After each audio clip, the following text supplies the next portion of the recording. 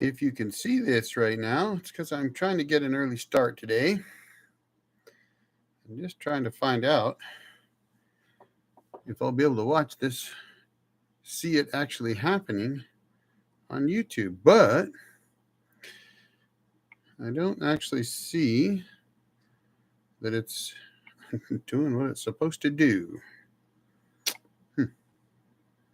Interesting. There we go. There we go. Just had a bunch of feedback. Evening, folks. I'm just trying to get set up. Had to decided instead of asking you if you can hear me, I would actually pull it up on my phone and make sure that my sound was working. And we're a bit early, so if you've never watched one of my lives before, I often start a little early just to get situated, get myself ready to go. So it's a good time to, if you got something you want to ask me before we get going, feel free to do so, because now's the time to do it, because nobody else is paying attention.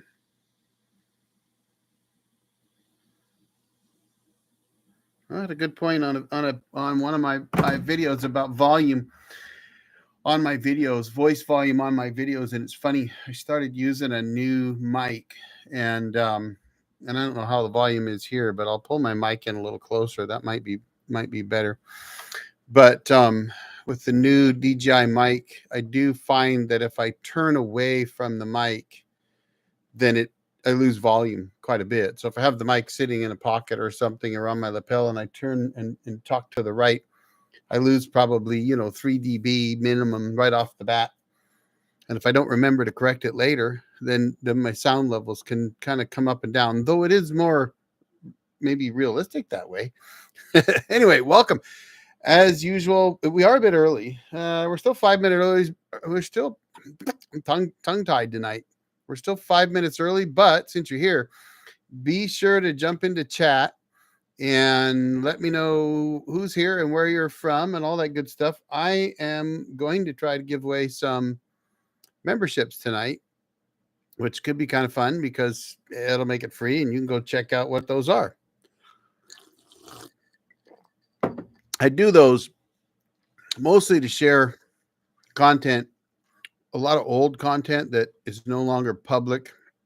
Some of my early stuff, sometimes I think people find that interesting to go and see, but also all my new videos go out sometimes multiple times. So if you're really into some of what I'm doing, you may get to see footage that nobody else gets to see as a member. So like I said, I'm going to be giving away those, and as long as I can. I've been told that I can, and so I'm actually going to try and do that tonight. Again, this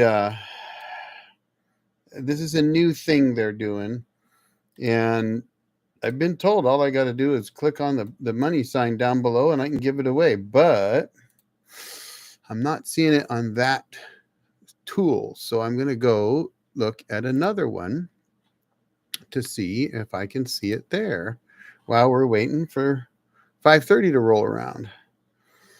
Because supposedly this is something you can do. My only member actually told me that. And I thought, well, if I can figure out how to do it, then I'll absolutely do it, folks. Happy to do it. So I might have to join my own live to do it, though. I don't know. We'll try it. We'll see if that works. I'll have to kill the volume right away. Oh, good. It's already killed. Okay, let me see. Ha ha! Here we go. I'm going to give 5 right now. Look at that. Sweet. So what I have to do, let me go back to my live stream video. What I have to do in order, and again, we're not started really yet, so we got 2 more minutes, but what I have to do to give memberships away is I actually have to go to my own live to watch it. So I don't, when you do lives, you either do it through streaming software or through the YouTube software itself, and it's kind of weird. You can't gift them there. You have to actually go watch your own live and you can gift them there. So for the first 5 that were on tonight, y'all just got a free membership. It won't cost you anything. but it'll give you access to some stuff that normally you wouldn't see. Now, I'll warn you right now, one of the things that members get to see that nobody else does is that I'm a bit, well, sometimes I get what I call analysis paralysis. And when I'm getting ready to put out a new video, I will often render that video or compile that video and get it ready to go. And I'll upload it to members only. And then I'll actually go watch it myself. And sometimes, a member may actually comment on it and make a suggestion. And then I will leave it members only. And you'll notice right now, those are no advertising on those. They're not, I don't monetize those. And I'll re-render it, and I might change something, rebuild the video, and put it back up. Well, the latest video has been a bit of a crazy one because I joked with a gentleman on Facebook that I wasn't going to render it 7 times, like sometimes I have. And I did it once and I put it up, and then now there's 4 of them up there. So if you pay attention, you'll notice 3 of them are members only, and one of them's going to go live on Tuesday. And as a member, you will actually be able to watch that Tuesday video tonight after this, or if you decide to leave early and go watch it, you'll be able to do that. So there you go. And hopefully that'll, and you know what's really funny, those are all new names for me, so new probably new subscribers. So welcome to the channel. You just got a free membership. We're gonna get started here in another minute or so. Another thing I usually do is 5:30 hits, which is right now. I'll give it a couple more minutes and chat a little bit with whoever's here, just to kind of let a few more people join, because people tend to kind of, lag a little bit, get a little bit late in. So I will tell you, tonight is going to be different. I've thought about this quite a bit. So for those that are new to the channel, I've been running a sawmill for, since 2011, early 2011. I started milling in 2010 with a chainsaw mill. But the reason I did all of that was to build my off-grid cabin. And I started building solar power at the off-grid cabin in 2010. So even though a lot of my early videos were all just sawmill related, I would occasionally put an off-grid cabin video in there. And I've started to put more of those in and really work more into that off-grid power, off-grid cabin building. And that's why I have a sawmill. It's all about that, really. So I'm hoping tonight we'll have a little bit of fun and I'll be able to answer some off-grid power questions too, especially since I think there's about 1,000 new subscribers that all came in from my off-grid power stuff. So if you've got questions about off-grid power, absolutely ask them, and I will answer everything I can. Now, I actually do pretty much answer every single question asked, if not every single question. The only ones I might not answer is if I can't. And I will tell you that I can't. For example, if you ask me, well, how good is the XYZ charge controller? Well, I'm not going to be able to tell you, because I don't know. If I've never used it, and I can't tell you how good it is. If I've heard about it, I might be able to tell you what I've heard, but obviously I can only answer questions on things I know. If I don't know, though, and I know someone that can help or can answer that question, then I have been known to get those YouTubers to join me, or if they're not YouTubers, whoever it is, to join me to help answer those questions. So that's really something that I've always been that way. I like to answer your questions whenever you got them. So again, if you got questions, make sure you drop them in the chat, because that's the only way I'm going to know you're asking them. Don't do it in the comments. So sometimes people will start putting questions in the comments. The problem with that is I'm not going to see them during a live chat. I only see the actual chats going on, and I see them on the right-hand side of my screen. So if you notice that I keep looking over to the right, it's to see if anybody's popping in and saying hi or asking a question. So we got a lot of new subscribers. And it occurred to me that one of the things I haven't talked about in quite a long time is why the old Jarhead. I mean, of course, I'm getting old and I'm a Jarhead, but I've been the old Jarhead for a long time. And I thought I might tell that story tonight while we're waiting on folks to come in and start getting their questions teed up and all that good stuff. And then Another thing I usually do is a channel update. So I'll be doing a channel update tonight for sure. Oh, there's John. As a member, I've gotten to see you sawmill and yoga pants. That is not, folks don't believe that. John, I will never do that to you. I will never put yoga pants on. Are you going to be installing solar panels in yoga pants? Well, if I did, I'd get like 10 million subscribers, right? All right. So first I'll jump into channel updates. It's still a little bit early, but I'm going to go ahead and get started. There's a couple few out there. I've seen as many as 5 or 6 tonight. One of the things is YouTube tells me there's 5 of you there. I've actually seen that there were 10 when it told me there's 5. So it's always great if you can drop in the chat, just say hi. Hi, it's Bob in Florida. It helps me know who I'm talking to. So be sure to do that. All right. So from a channel update standpoint, something has changed. If you're new to the channel, you wouldn't have noticed it. But if you've been around a long time like John, then you probably did notice it. And that is that I have gone from 3 videos a week, which I did for probably 9 months, the last 9 months, to down to 2.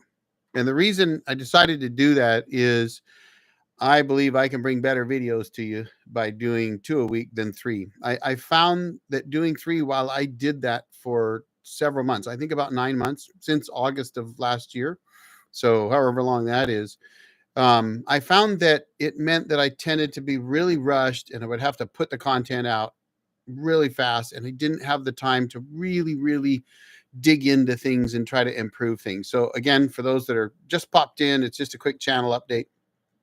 So anyway, I've dropped to 2 a week, and I'm going to try that for a while and see how that does. That gives me some flexibility for possibly more lives, maybe even a midweek live. And it also gives me the opportunity to maybe do some member lives. So I already gave out 5 memberships tonight. And again, thank you, John, for telling me how to do that. By the way, John, I had to go actually watch my own live in order to give memberships away.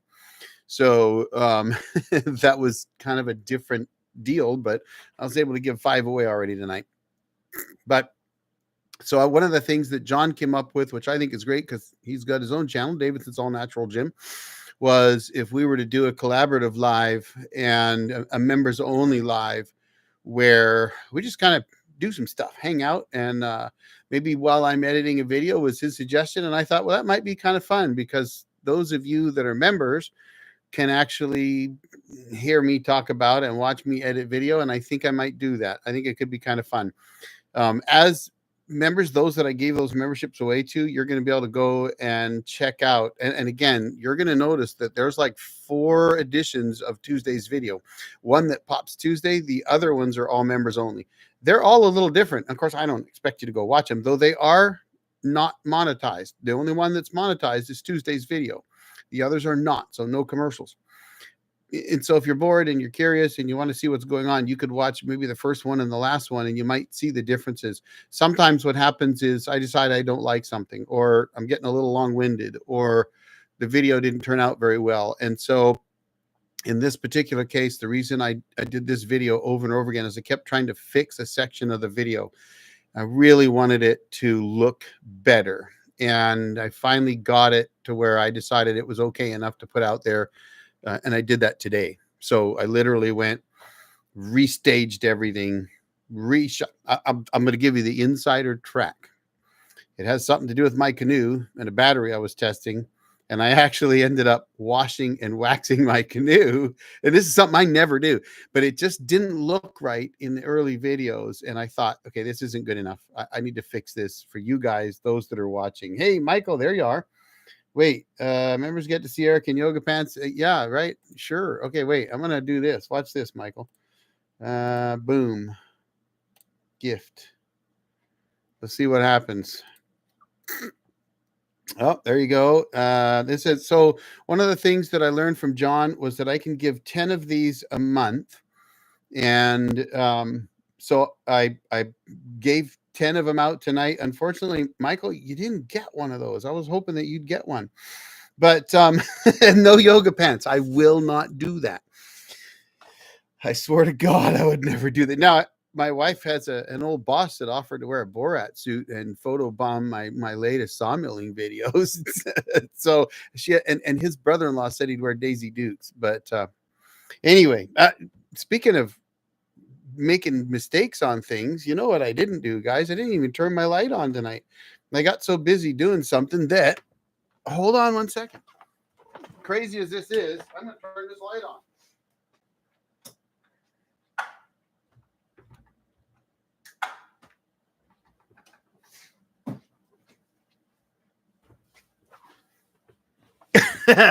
Hey, look at that.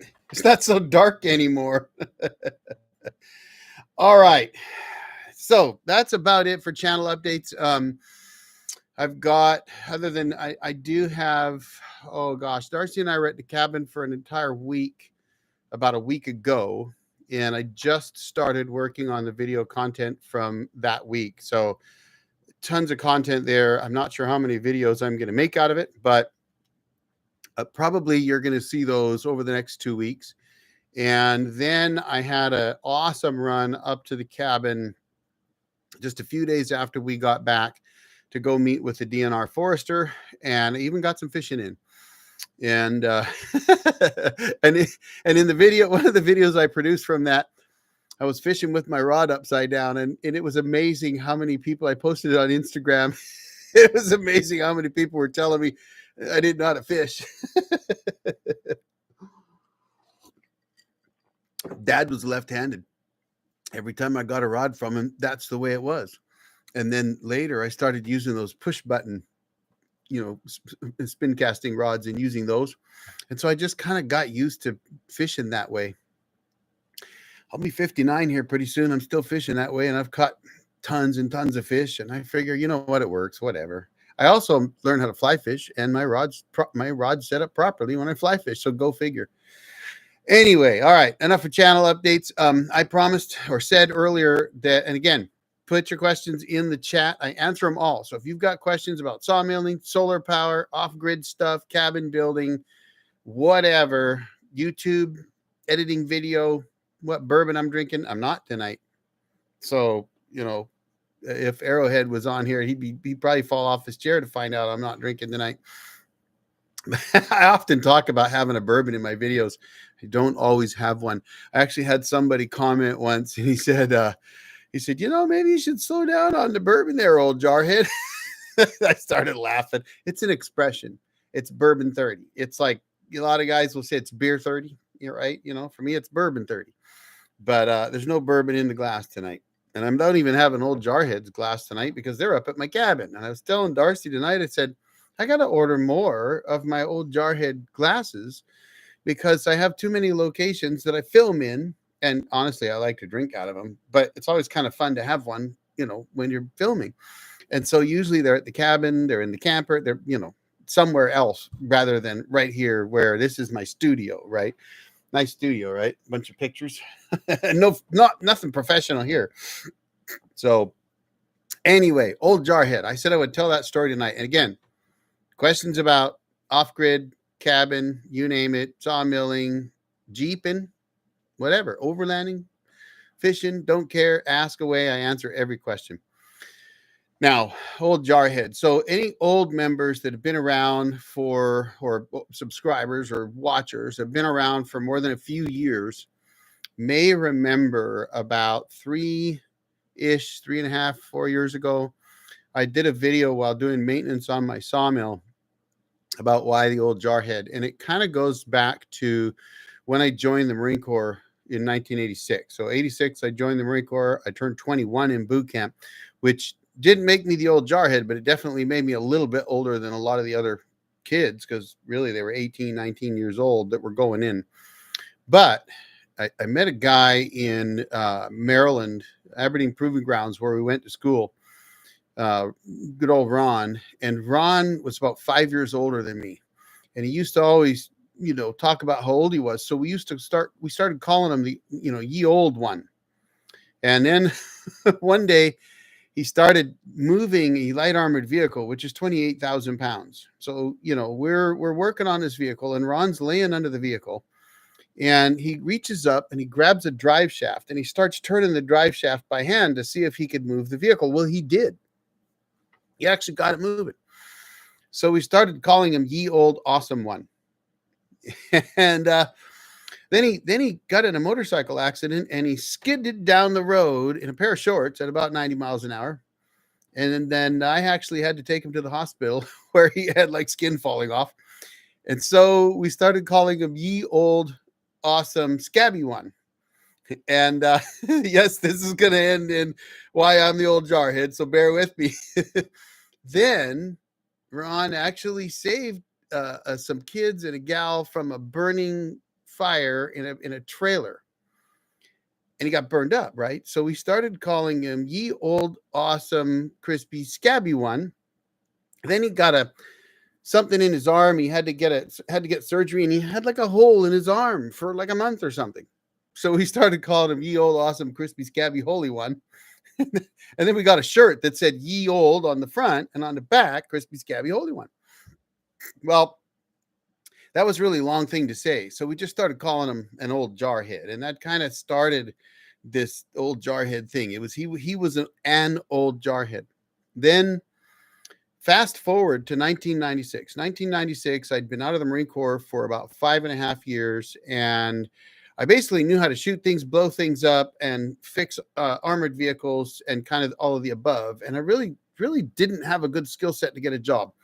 So I decided I needed to do something about it. And an Army recruiter convinced me that I could go back into service, even though I had a pending VA claim.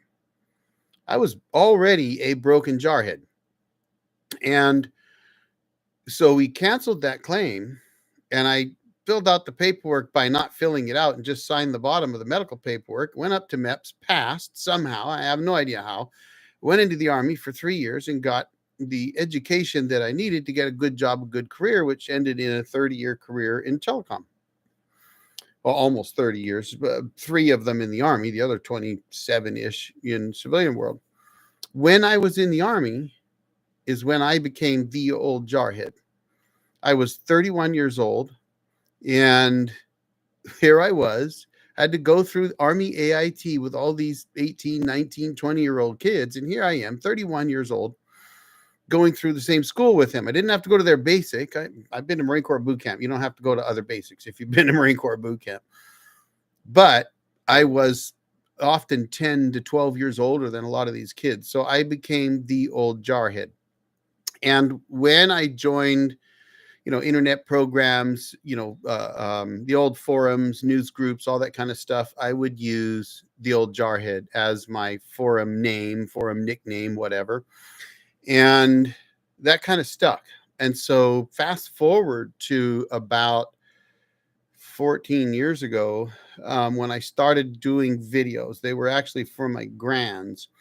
But I would post some on Facebook and then join YouTube and would post on YouTube and then share them in forums that I was in using the nickname, the old jarhead, or just old jarhead or old jarhead. And one day I realized people were kind of getting a little confused because I used my name on YouTube and I used the old jarhead in the forums.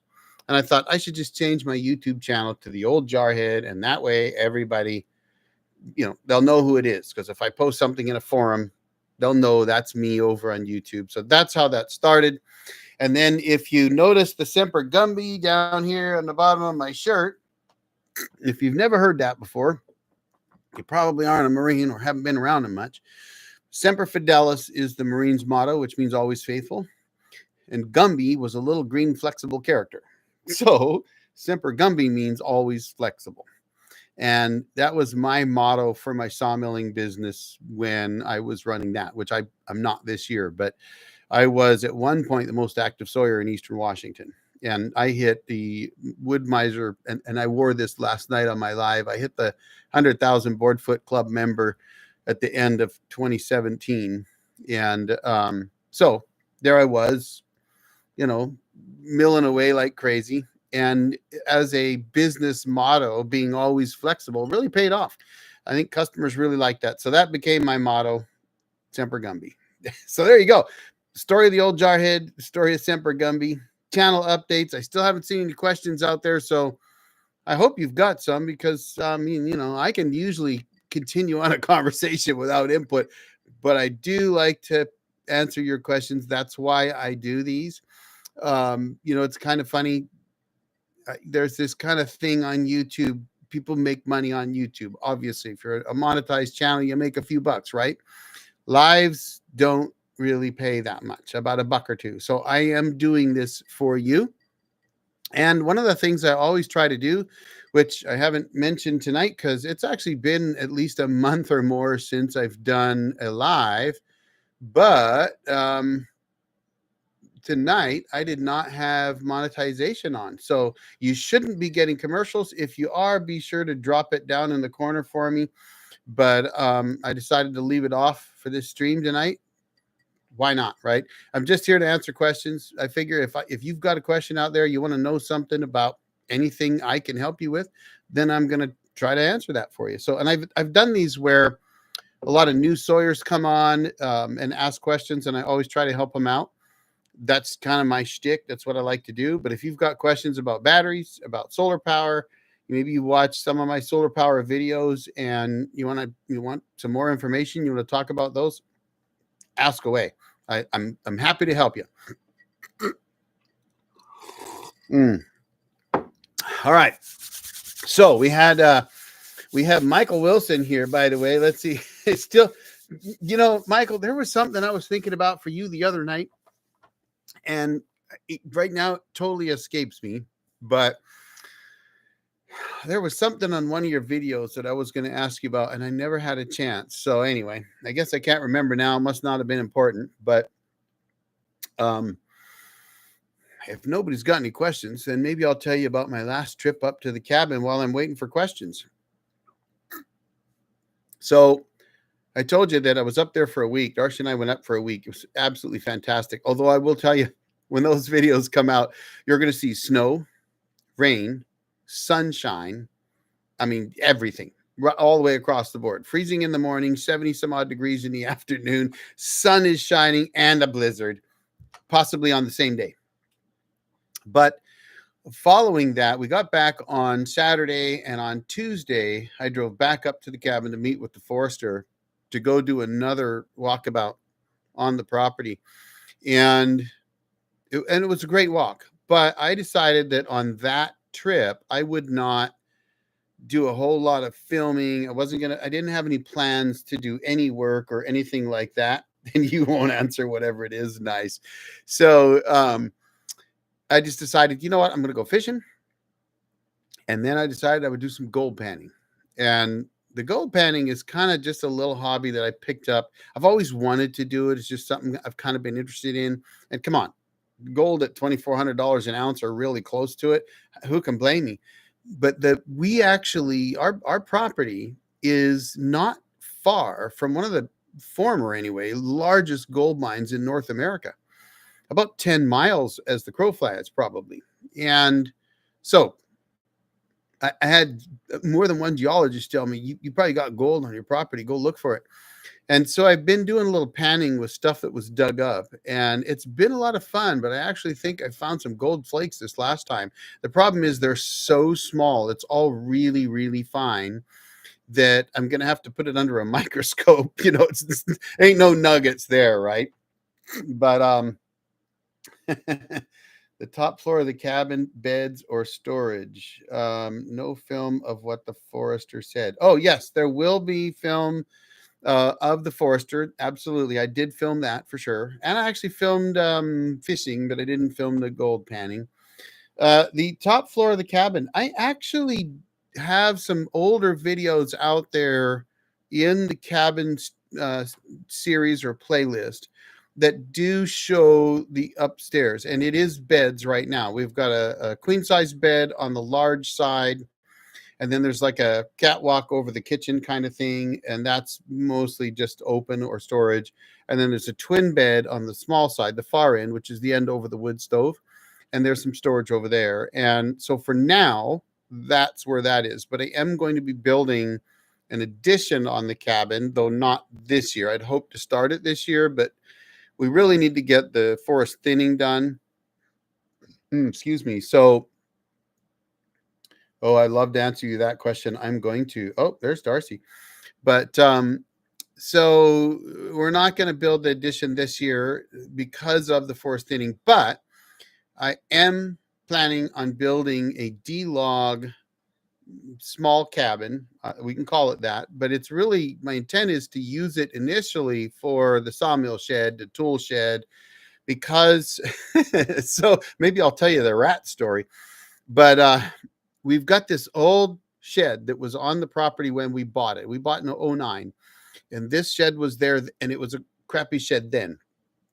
And over the years, I tried to store stuff in there. I didn't realize that wood rats, which are pack rats, live in vast abundance in this part of the world.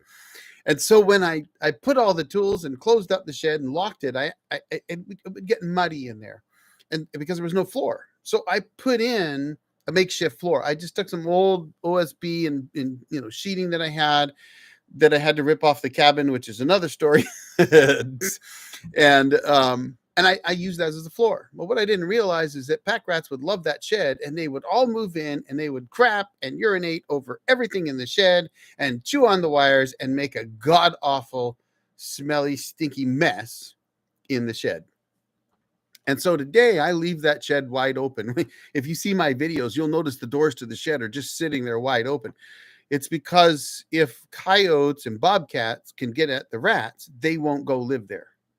And there's just no point in trying to close that up. So the goal is to tear that down, burn it to the ground, nuke it, blow it up, do something crazy with it. Okay, I'm not going to blow it up, guys. But definitely burn it, smash it with the tractor. Maybe put it in the chat here. Let me know. Should I just smash it with the tractor? Should I smash it with the tractor and then burn it?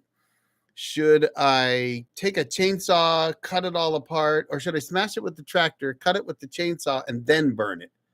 Maybe I should try to light it on fire with windshield washer fluid and diesel fluid and see which works better. That's a reference back there. Hey, Arrowhead Woodsman, there you are. I was making a reference to you earlier. You must have missed that one, buddy. But so drop in the chat. What should I do? Smash the shed, cut it down, smash it and burn it, run it over with the tractor, pull it down with my Jeep. There's an option, right? I could put a rope around it, attach it to the winch, and take off with the Jeep and see if I could just rip it down and drag it over there.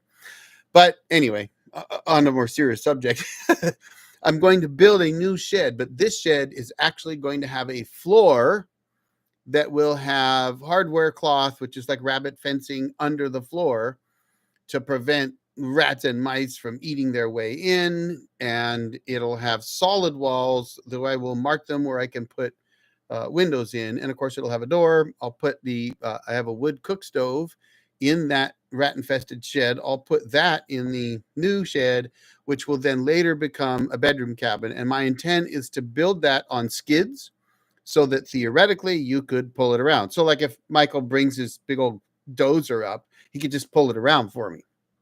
Right? I don't think that's going to happen, but all of the above. Everyone say hi to my wife, Darcy. She's chatting on here with you, but yeah, I think all of the above would be great. Pull it down, smash it, cut it up, and burn it. Anyway, what do I think of portable power systems like the EcoFlow? Okay, I'm going to tell you, I love portable power systems. I really do. They are expensive. Portable power systems are not an economical option as a cabin power system unless you watch Tuesday's video, because I'm testing something, or I tested something to take a very inexpensive power system or a small one and make it act like a very big one. And the cost of doing that is about 1/2 to 1/3 of what a bigger power system costs. So that was actually a really fun test. But we have two portable power systems. One is the Jackery 550, which you will see in Tuesday's video. Or if those of you that got free memberships, you can go see it right now. Well, wait till after the live. But and then we also have another one called the Go Neo. And I actually compared both of them in a video on my Jeep channel about a year and a half ago or so. And the Jackery far outshines the Go Neo. The Go Neo was about half the price, and frankly, it was about worth half the price. So, I found that when I was running my refrigerator and it's a portable refrigerator, when I was running it on the Go Neo barely was able to keep up with it, even though it theoretically has more watt hours in reserve than the Jackery does. It's a 604 watt hour power station versus the 550 Jackery we have, but it cycled on and off a lot. So the battery on the refrigerator, because it has its own battery, actually slowly decreased while on the Go Neo, but on the Jackery, the battery on that refrigerator stayed fully charged all the time. So I would tell you, EcoFlow, I've read a bit about them. I've done a little research on them. It's a good company. I think Blue Eddy's a good company. So there's lots of good manufacturers out there of portable power systems. And they're, as far as I know, my only experience is Jackery and Go Neo. But I know people that use EcoFlow. I know people that use the Blue Eddy. I've seen testing on them. Those should be very good systems. They're not really cost effective. You can actually build a small solar power system, like for a cabin, cheaper than you can buy like a Blue Eddy of the same size or an EcoFlow of the same size. I actually had a subscriber on one of my solar power videos comment, well, why don't I just do an EcoFlow? And it was EcoFlow that he was looking at.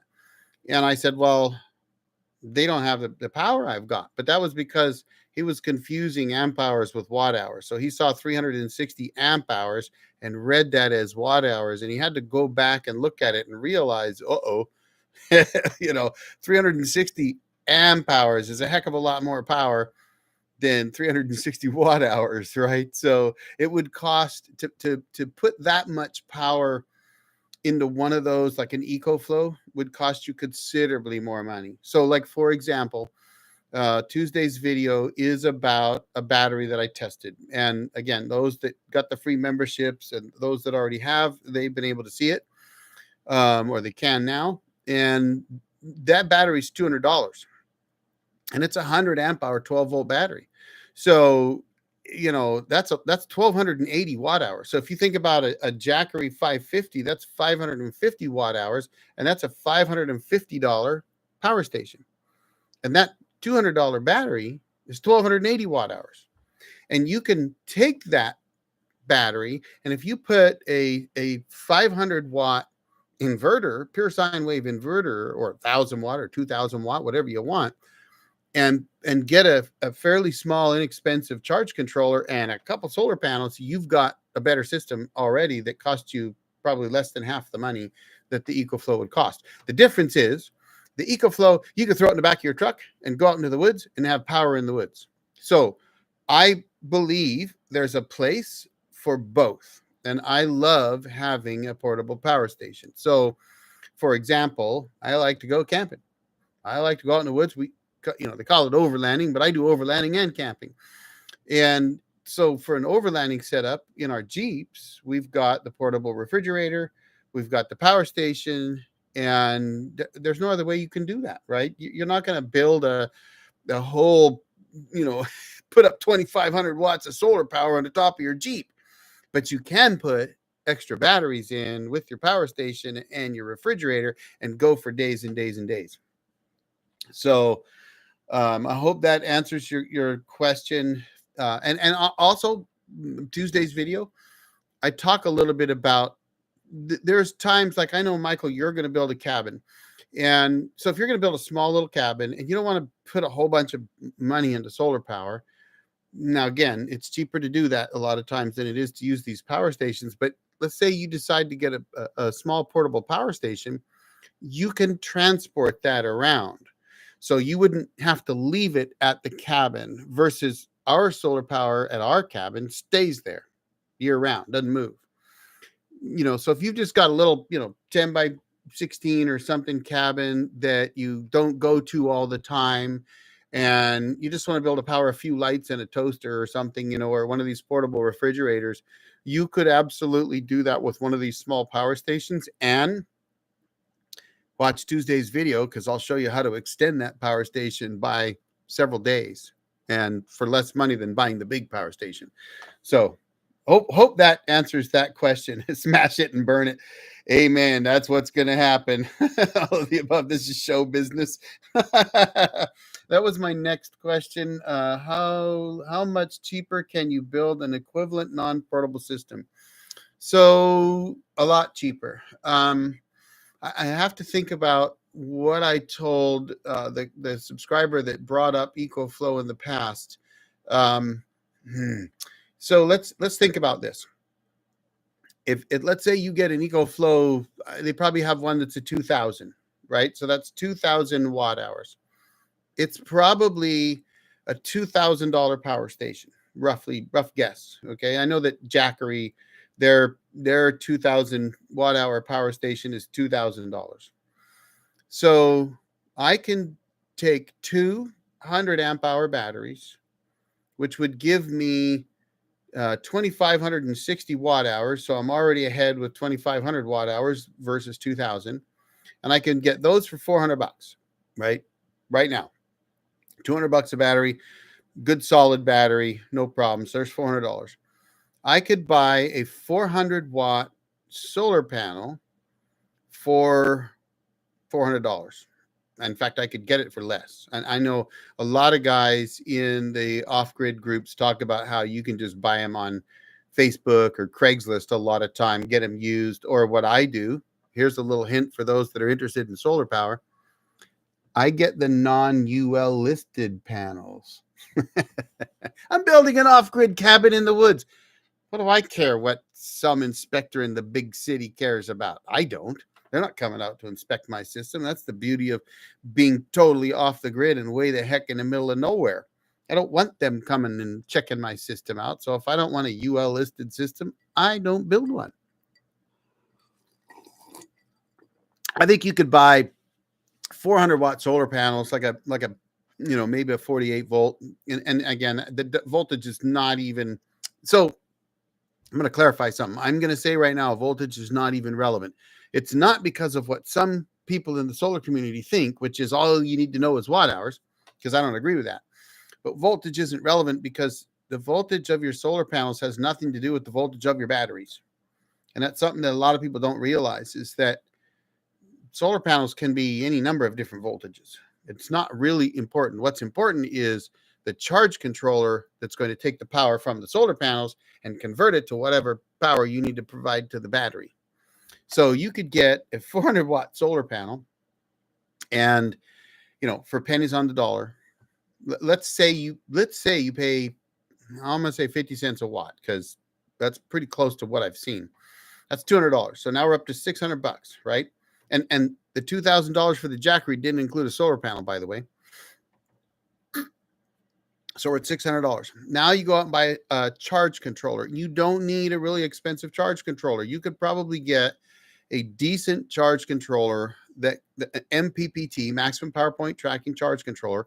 And let's say you're running a 12 volt system. So you could get 48 volt panel, 400 watts, get a charge controller, MPPT charge controller. I'll bet you could get one for $150, $200. Like, I know I've got a Morningstar that was a $500 controller, still $500. And that thing would handle considerably more power, 45 amps worth of power and about 90 volts. So, and I've got a Outback FlexMax 80 that can take, I think, 100 volts and 80 amps. So we're talking one panel. You don't need to spend $500 on a controller for that. So you could probably get one, maybe even for $100. And then probably the most expensive item besides your batteries is your inverter. But the 2,000 watt Jackery only has a 2,000 watt inverter. So if you bought a 2,000 watt inverter, which I know I could get one from Ames Power, for example, or SunGold Power for probably $500. So we're at $1,100, $1,200, $1,300 maybe, somewhere in that range for panels, batteries. And again, the Jackery doesn't come with panels, neither does the EcoFlow. So you could scrap the panel and the charge controller all together and just get the batteries And in fact, here you go. I'm going to show you the real cheap way to go. It's going to save you tons of money. 2 of these batteries that I just tested for $200 a piece. That's $400. Now you got 2,500 watt hours, right? 2,560, I think. You get an inverter for, $500 max probably for a 2,000 watt pure sine wave inverter. And then you get an inexpensive charger. Like you could get a 20 amp charger pretty cheap. I just bought a 10 amp charger and I think I paid like $25 for it, right? They're dirt cheap on Amazon. And I mean, it's Chinesium, right? Who cares? It works. Everything is. And you get a generator.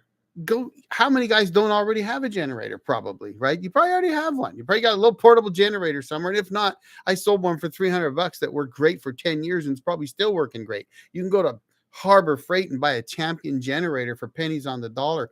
It's a little noisy, but just get a long extension cord. You could have that generator, power that up, use the charger to charge up your batteries. And all you need is batteries, charger, generator, and an inverter. And you've got exactly what you'd have for probably 3 times the cost if you bought a 2,000 watt Jackery or EcoFlow or Blue Eddy. So how's that? Hey, Rick, is that Rick? Rick and Tim or just Rick? Great to see you guys. So anyway, Michael, tell me what you think of that. Now, don't get me wrong. Someone wants to send me a 3,000, EcoFlow or something. I'm happy. Sure. Why not? In fact, the testing that I just did with the Jackery 550, my thought the whole time was when I get that little cabin built, a little shed cabin built, right? I could put that little Jackery in there with that 100 amp hour battery and run all week long. Run some LEDs in there. I'd have all the power I needed. And if I need to run tools, I'll just run that from the big generator over. So, I mean, love that fact that I could do that. Because the one thing about LifePo batteries that you got to always consider if you're building a cabin in the woods, if you live where we do, now, Michael, you're in a little bit warmer climate than I am, but it still gets below freezing there. Where I'm at, where it got down to minus 29 degrees this winter, you don't want to leave your LifePo 4 batteries unattended in that kind of cold because you'll break them. So it's not like you want to take that little power station and leave it all the time at the cabin. And so, in fact, I've been working on a video, which again, those new members will get to see before everybody else. But it's actually about batteries. One of my subscribers asked me to talk about batteries. And so I did that. And I shot this video. And I put batteries into 2 categories, and it's 2 categories that most people probably don't think of. So I'm gonna give you the inside scoop tonight. It's heated, unheated. I'm sure people are like, "What?" But if you think about it, if you're talking off-grid, which is my focus, I could care less about somebody in the big city trying to put solar power on their roof. I mean, I'm happy to help them out if I can, but that's not my shtick, right? I'm a guy that wants to be out in the woods. So if I'm going to build a cabin in the woods and it's not going to be lived in full time and the potential's there for it to drop below 23 degrees Fahrenheit, and I use 23 for a reason, I'm not leaving LifePo 4 batteries there, which means I'm not leaving those power stations there because you'll ruin them. Chances are you'll break something, not necessarily the cells, but the cases, and it can be catastrophic. So you just can't do that. Now, I mean, if you bought a Tesla battery system, you could probably leave it there, but you won't be able to use it or recharge it until you warm it up. And that's just reality, right? LifePo 4 batteries, they got to be above freezing before they can take a charge. They'll discharge to very low temperatures. I've seen some that show discharge down to like -4. But the manufacturers will tell you, don't store them in anything below 23 degrees Fahrenheit. And ideally, don't discharge them below that either. Keep them under charge. That warms them up, and try to keep them warm. So that's why I made a mad panic rush to the cabin this January when I knew it was going to get down to 29 below zero. Buddy Tim and I went up there because I knew I had to get those batteries out of that porch because it was going to get sub-zero temperatures and get them into my heated back room. So LifePos, not for unheated environments. That's where you want lead acid. And I don't do AGMs because, frankly, every AGM I've looked at was priced out of the ballpark. You might as well buy LifeBows. So to me, there's really two batteries: flooded lead acid golf cart batteries or LifeBow 4s. All right, what do we got? Could you get those? Could you get those components, put them in a box with wheels, call it a portable system? Yes, as a matter of fact, you can. You should on Facebook, and I don't. A lot of times I call Facebook another name that starts with F and C, but it ain't Facebook. But there are some groups on there where guys do show doing that stuff, and absolutely, lots of people have built their own portable power stations.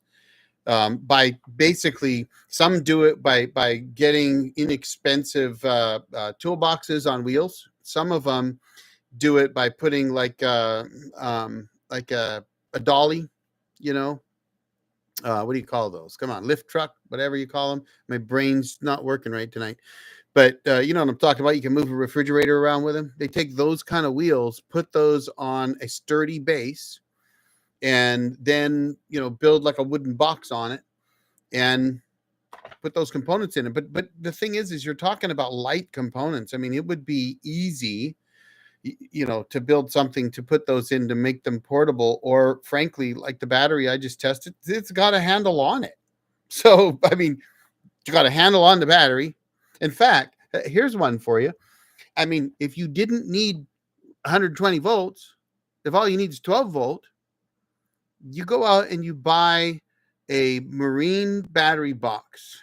I just picked one up for $65 on Amazon for my canoe, and it's got USB charging ports on it, and it's got a cigarette lighter port on it too. I mean, you know, you can easily set up a power station that, you know, depending on what you need. And if you need to run 120 volt stuff, well, I've got a 2500 watt inverter right now that I bought back in 2010 before I switched to pure sine, and I could bolt that on top of a box and stick a battery in the box and run wires into that inverter and have 120 volt and then carry it everywhere I wanted. It'd be easy to do. Absolutely. What a coincidence.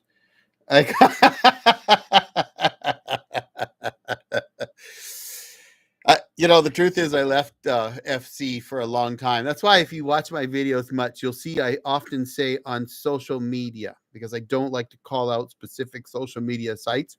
I'm on X, Twitter, whatever. I'm on FC.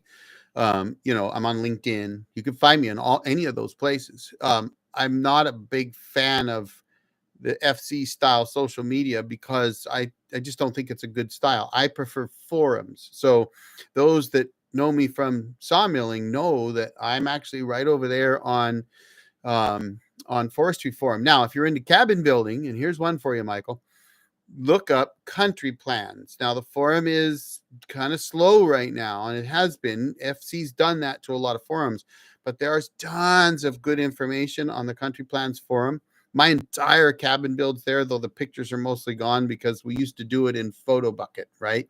And then Photo Bucket decided they wanted money and everybody left and closed their accounts. But there's an off-grid power section there where there are still occasionally, you know, posts in there about different off-grid power stuff. When I was looking at LifeBow 4 batteries for the cabin, I posted everything there that I found. Now, I'm going to tell you, my cabin batteries they're not in the same category as, you know, the batteries you can get on Amazon for $200. But I'm not convinced right now that they're that much better. I paid $1,200 for 120 amp hours of 24 volt batteries. Now, they do have, I think, a better BMS, and they are made in America, and they have wheels, and they have rope handles, Anderson plugs. You know, they've got all kinds of stuff on them that's a little bit better than your usual car-looking battery type batteries. But, I mean, you know, that's $400 worth of the battery I just tested, but they're $1,200. That's a big expense. The difference, I think, is each of those batteries, their BMS actually has voltage readouts and amperage readouts right on them, by the way, for all those that tell me that I should quit talking about amps and only think watt hours. Those batteries don't show you watts. They give you amperage readouts, which you must know. But so I are they worth $1,200 a battery? They're American made, so maybe they are. We're going to find out because they better last me 30 years. And from what I understand from the manufacturer, they probably will. Panels up, solar opting out of normal. Hey, awesome. Good to see you. Thoughts on ground mount versus roof mounted panels? Would you still mount them on the roof today? That is an excellent, excellent question. Thank you for asking that. I got to be honest with you. I've got mixed emotions on roof mounted panels. I put 6 on the roof, but those 3 on the ground, I like that pole mount better. I can turn it, I can tilt it. So different times a year, I can adjust that panel based on, the angle to the sun. And now some guys would say, why don't I put a solar tracker on? Well, the truth is the cost of a solar tracker, when I built my system, it was cheaper just to put another solar panel up. So yeah, I actually built that. I didn't build it, my neighbor did, but I designed it, that stand, so that we could put a solar tracker on that stand. And I've just never used it because I haven't found a need. But I love being able to turn that panel if I need to and to tilt it. So in the wintertime, I stand it almost straight up and down. It gets reflection off the snow, and it sheds snow constantly. So it never stays covered in the snow.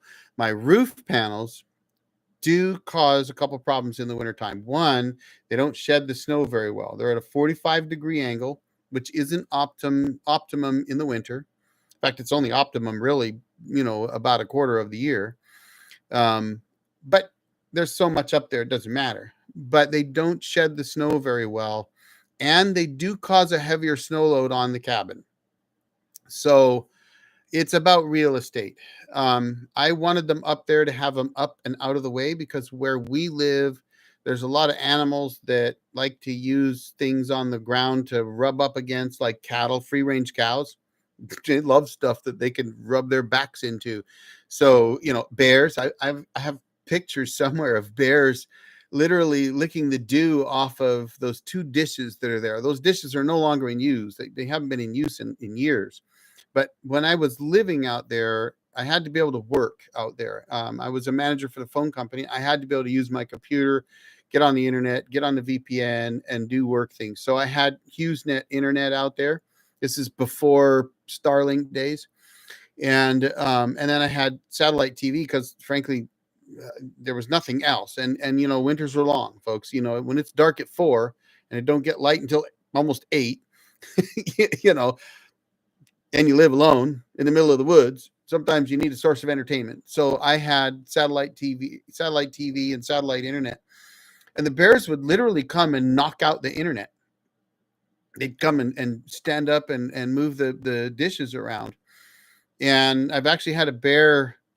So we've got a gray water drain system. I mean, my off-grid cabin's completely off-grid with composting toilet, gray water drain, gravity-fed water pressure, the whole 9 yards. Well, a bear actually came and twisted the lid on the gray water drain and pulled it off so that he could drink the gray water.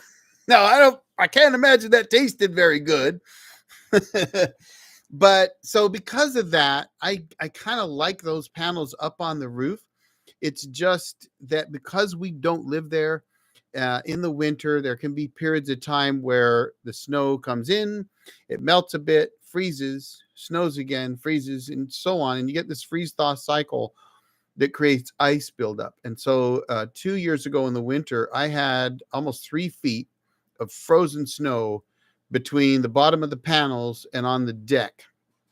It wasn't producing much power on those panels, and it was a heavy load, right? Unfortunately, I built that deck with true dimension 2x8s with 4x8 hip joints, and so that you could drive a truck on that roof.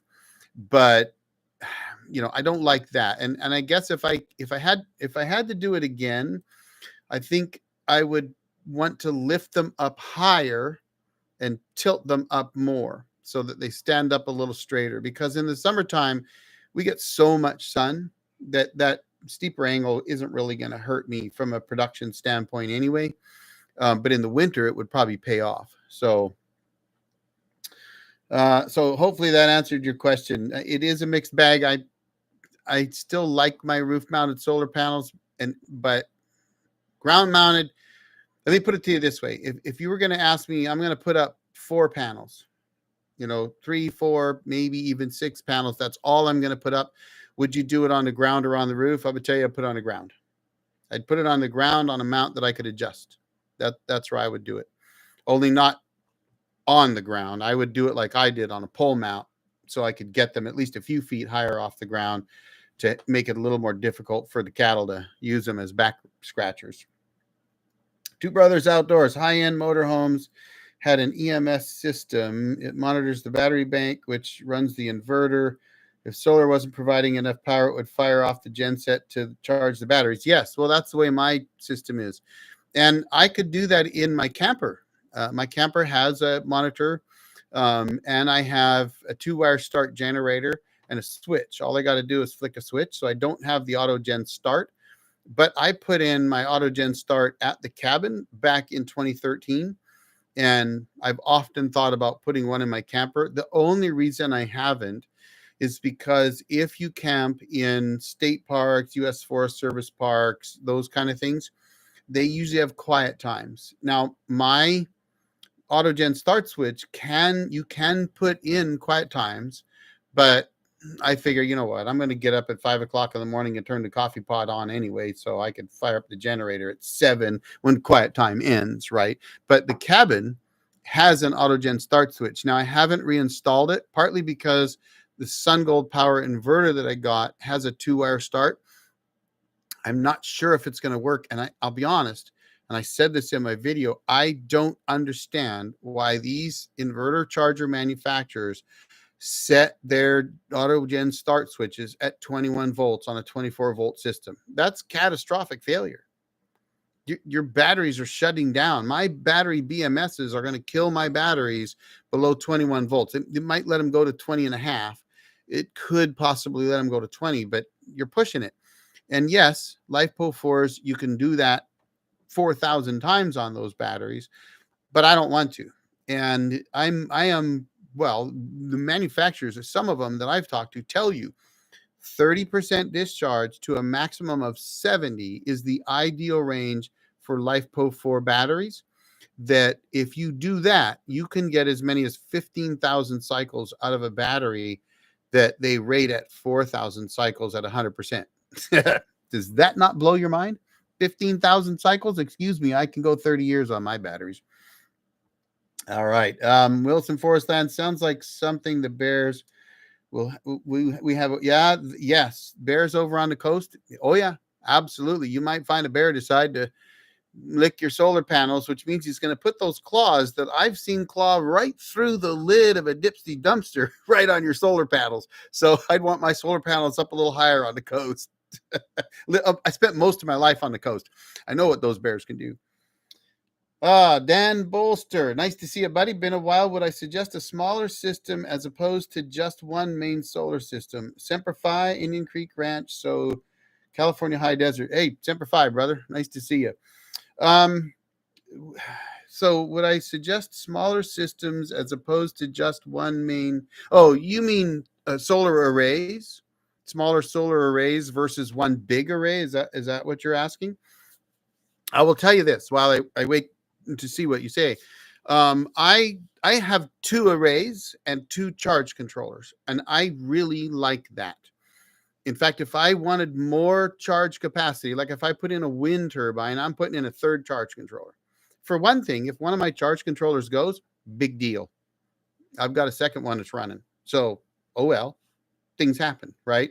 I love that modular and scalability of my system. Having multiple arrays allows you to position them differently. So mine, if you look at our cabin on our videos, you might notice that those ground mount panels are not facing south. So the ones on the roof, That cabin is facing south. I built it that way on purpose. The ones on the ground, they're facing southeast. So I get to catch early morning sun on the ground mount panels before the big roof panels start to catch the sun. So I'm getting a nice early trickle charge off the ground, and it starts to get into bulk and absorption before the panels on the roof do. And so I can extend that range. So if I was going to put in another set of solar panels, I'd put them facing east. And somebody mentioned that or not east, sorry, west. Someone mentioned that in one of my videos recently, and that's exactly what I would do. I'd probably go southwest because I'm going to catch more sun that way where I'm at. But you can then position those different arrays to catch sun at different times and extend your overall charging time considerably. And the beauty of that is that when you build your battery bank, you build it based on how much power you use per day. But the reality is, if you can extend your solar charging, you can run off your panels. And I know in my last video, I said something about you're not running off your panels. Well, you're not really. You're really running off the batteries. But your panels will take up that and provide all the power you need to run during the day. They'll charge if you got it set up right, they'll charge your batteries up, top them off, get them to 100%, and run your toaster at the same time. And if you can do that, then when the sun goes down, now you're actually truly running off those panels until the sun comes back up again, or off those batteries, sorry, till the sun comes back up again. So you can shorten that window of time that you're just running off the batteries. Now, where I'm at in the summer, I got tons of solar charging, right? I could have just those 3 panels and I would be just fine. But it's in the winter when I'm only going to get 2 hours if I'm lucky. And there's times where, and one of the guys mentioned in one of my recent videos that he's up near me, and he asked, did you get the same 100 days of clouds I got this winter? Well, yeah, you could. Absolutely. I go up sometimes and I notice that my charge controllers don't ever even get to absorption. They go into bulk and they don't get past bulk, which of course with LifePose, it means nothing because they're 29.2 all the way across the board, but they're not going past bulk. They're just not getting enough sunlight to get past there. Let's see, where are we at here? What size or style charge controller would you recommend for 400 watt panels and a couple of batteries that will allow me to add more panels and batteries in the future? Does it need to be portable? So the first thing I would say was I wouldn't recommend one without knowing what you're running. Doesn't matter how big your panels are, doesn't matter how big your batteries are. The only thing that matters is what are you trying to run? So if you're going to run a table saw, then I'm going to tell you want at least a 4,000 watt inverter. At least that's what I do. What you need to do is take the power of whatever it is you're going to run a toast. Let's say you got a microwave, 1,500 watt microwave. Take that 1,500 watts and triple it. Now you know what size inverter you should probably install. So if you're going to try to run a 1,500 watt microwave, I don't think you can get a 5,000 watt inverter. So get 6,000. And it's all because every electrical component typically uses 2 to 3 times as much power to start running as it does when it's actually running, right? So like a refrigerator can use all kinds of power when it cycles up that compressor, and then it tapers down. So you'll see this actually in the video on Tuesday. And again, those 10 memberships I gave out tonight, you'll get to see it right now. You'll see that little refrigerator I'm running where when it cycles that compressor, it can use up to about 30 watts. And the rest of the time it's using 1 or 2. That's it. And so your size of your inverter is only based on what you're trying to do. What are you running? If you're going to run a skill saw, you're going to run a toaster, or are you just running some lights? So if you're just running some lights, charging a phone, that kind of stuff, you probably can get away with a pretty small, maybe 1,000 watts. But if you're running a cabin where maybe you're going to run a car stereo, you're going to run some fans, you're going to run a bunch of LED lights, maybe a refrigerator. And there's a reason why I don't run a propane fridge, but that leads into a whole new can of worms in topic wise. I wonder if anybody watching right now knows why I don't run a propane fridge. I'm going to bet you don't. I'd have to think about if I actually give something away to you if you can figure it out, but put it in the chat. See if you know me well enough to know why. So I guess, Michael, I'd need to know a little bit more information. What are you trying to do with it? Because how you build your system is first, how much battery power do you need? And how you know that is to figure out what you're going to run, how many watts it uses, how many minutes or hours a day you're going to use it. And by the way, Michael, I've got a spreadsheet I could send you that does that easily. There's lots of calculators online that do it, but if you can use an Excel spreadsheet, then this is going to do that in spades easily for you. And I'll give you my spreadsheet with my information on it. In fact, I'll tell you what, anybody out there right now watching this who wants that spreadsheet, put a comment down in the chat. Let me know. If I get enough of you, I'll put it on my website so you could just download the spreadsheet and use it yourself. And it's really easy. You put in there, and you'll see it in, I think, one of my last 2 videos, right? You go in and you put, the wife's hair curler iron thing. It's, 500 watts, and she's going to use it for 1 hour a day. That's 500 watt hours per day. And you add all that up, and then you figure out, well, am I going to run any 12 volt stuff, right? Maybe a well pump, some fans, a car stereo, whatever. And you add all that up. And then that little spreadsheet is going to tell you how many watt hours per day you use. And this isn't like doing your big house. This is just for like cabins. And then it'll convert it to amp hours, only because when you buy batteries, although today a lot of batteries do show you the watt hours, and if you know the math, you can multiply amp hours times the voltage and get the watt hours. But it converts it to amp hours. That way, like if you're looking at golf cart batteries, if you look at a golf cart battery, it's going to say 220 amp hours, 240 amp hours. Kind of helps to know that. So it'll give you that. Now, it'll then ask you, how many days do you want to run without sun? That's days of autonomy. Do you want to run 3 days, 4 days, 5 days? The standard is 3 to 5 because you have to realize sun don't shine all the time, right? It could be snowing to beat all hell for a month straight. So you need to know, how long do I want to run before I get to that catastrophic point, or that point that I know I'm going to start losing cycle life, which on a flooded lead acid battery is about 50%. So you really don't want to use more than 50% of a golf cart battery. So if you've got a 220 amp hour golf cart battery, just plan it's 120. Trust me. Once you know your battery bank size, then you can figure out solar. Solar is just a means of charging. That's all it is. It's no different than a generator with a little charger on it. It's just getting it from the sun instead of having to pay the gas bill, which gas is kind of expensive. So sun's cheaper. And then again, the inverter, strictly based on what you think you're going to run. I've been running a 4,000 watt inverter for 11 years. And I just switched from the Ames, which I loved. I 11 years on an Ames 4,000 watt heavy duty, inverter charger, 50 amp charger. And that thing's bulletproof. I swear to God, it's bulletproof. The only reason I switched it was because I've got LiFePO4 batteries, and that old Ames did not have a LiFePO4 setting, and the remote on it was pretty basic. And I got offered that SunGold Power one that has LiFePO4 settings, AGM settings. It's got a really nice little remote that you can actually see battery voltage on. It's got the AutoGen start switch. It's a no-brainer to switch to that. But 4,000 watts, I can run my table saw on that. So, and you might not think you ever want to run a table saw, but if you build anything, one day you're going to want to run a table saw. And I can do that. Oh, gosh, let's see. Multiple arrays and charge controllers and inverters. Oh, okay. So, I know a lot of guys run multiple inverters, and I've often thought about doing it myself. In my case, the reason I was thinking of doing it, and here's something you have to understand about any off-grid power system. Each component uses power.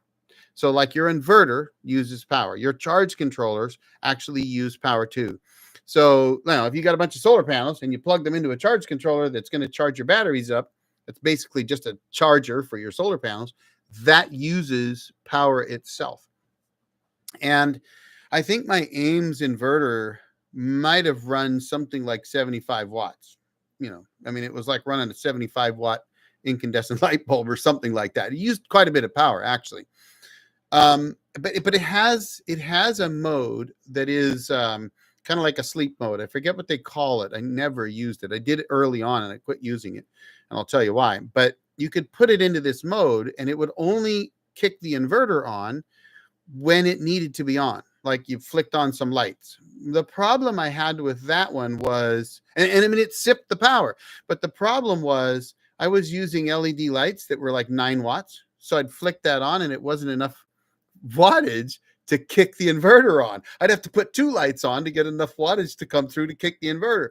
The other problem was my generator. So I've got a Generac Eco Series 6 kW generator that runs, and it's designed to run in an off-grid solar system or off-grid power system.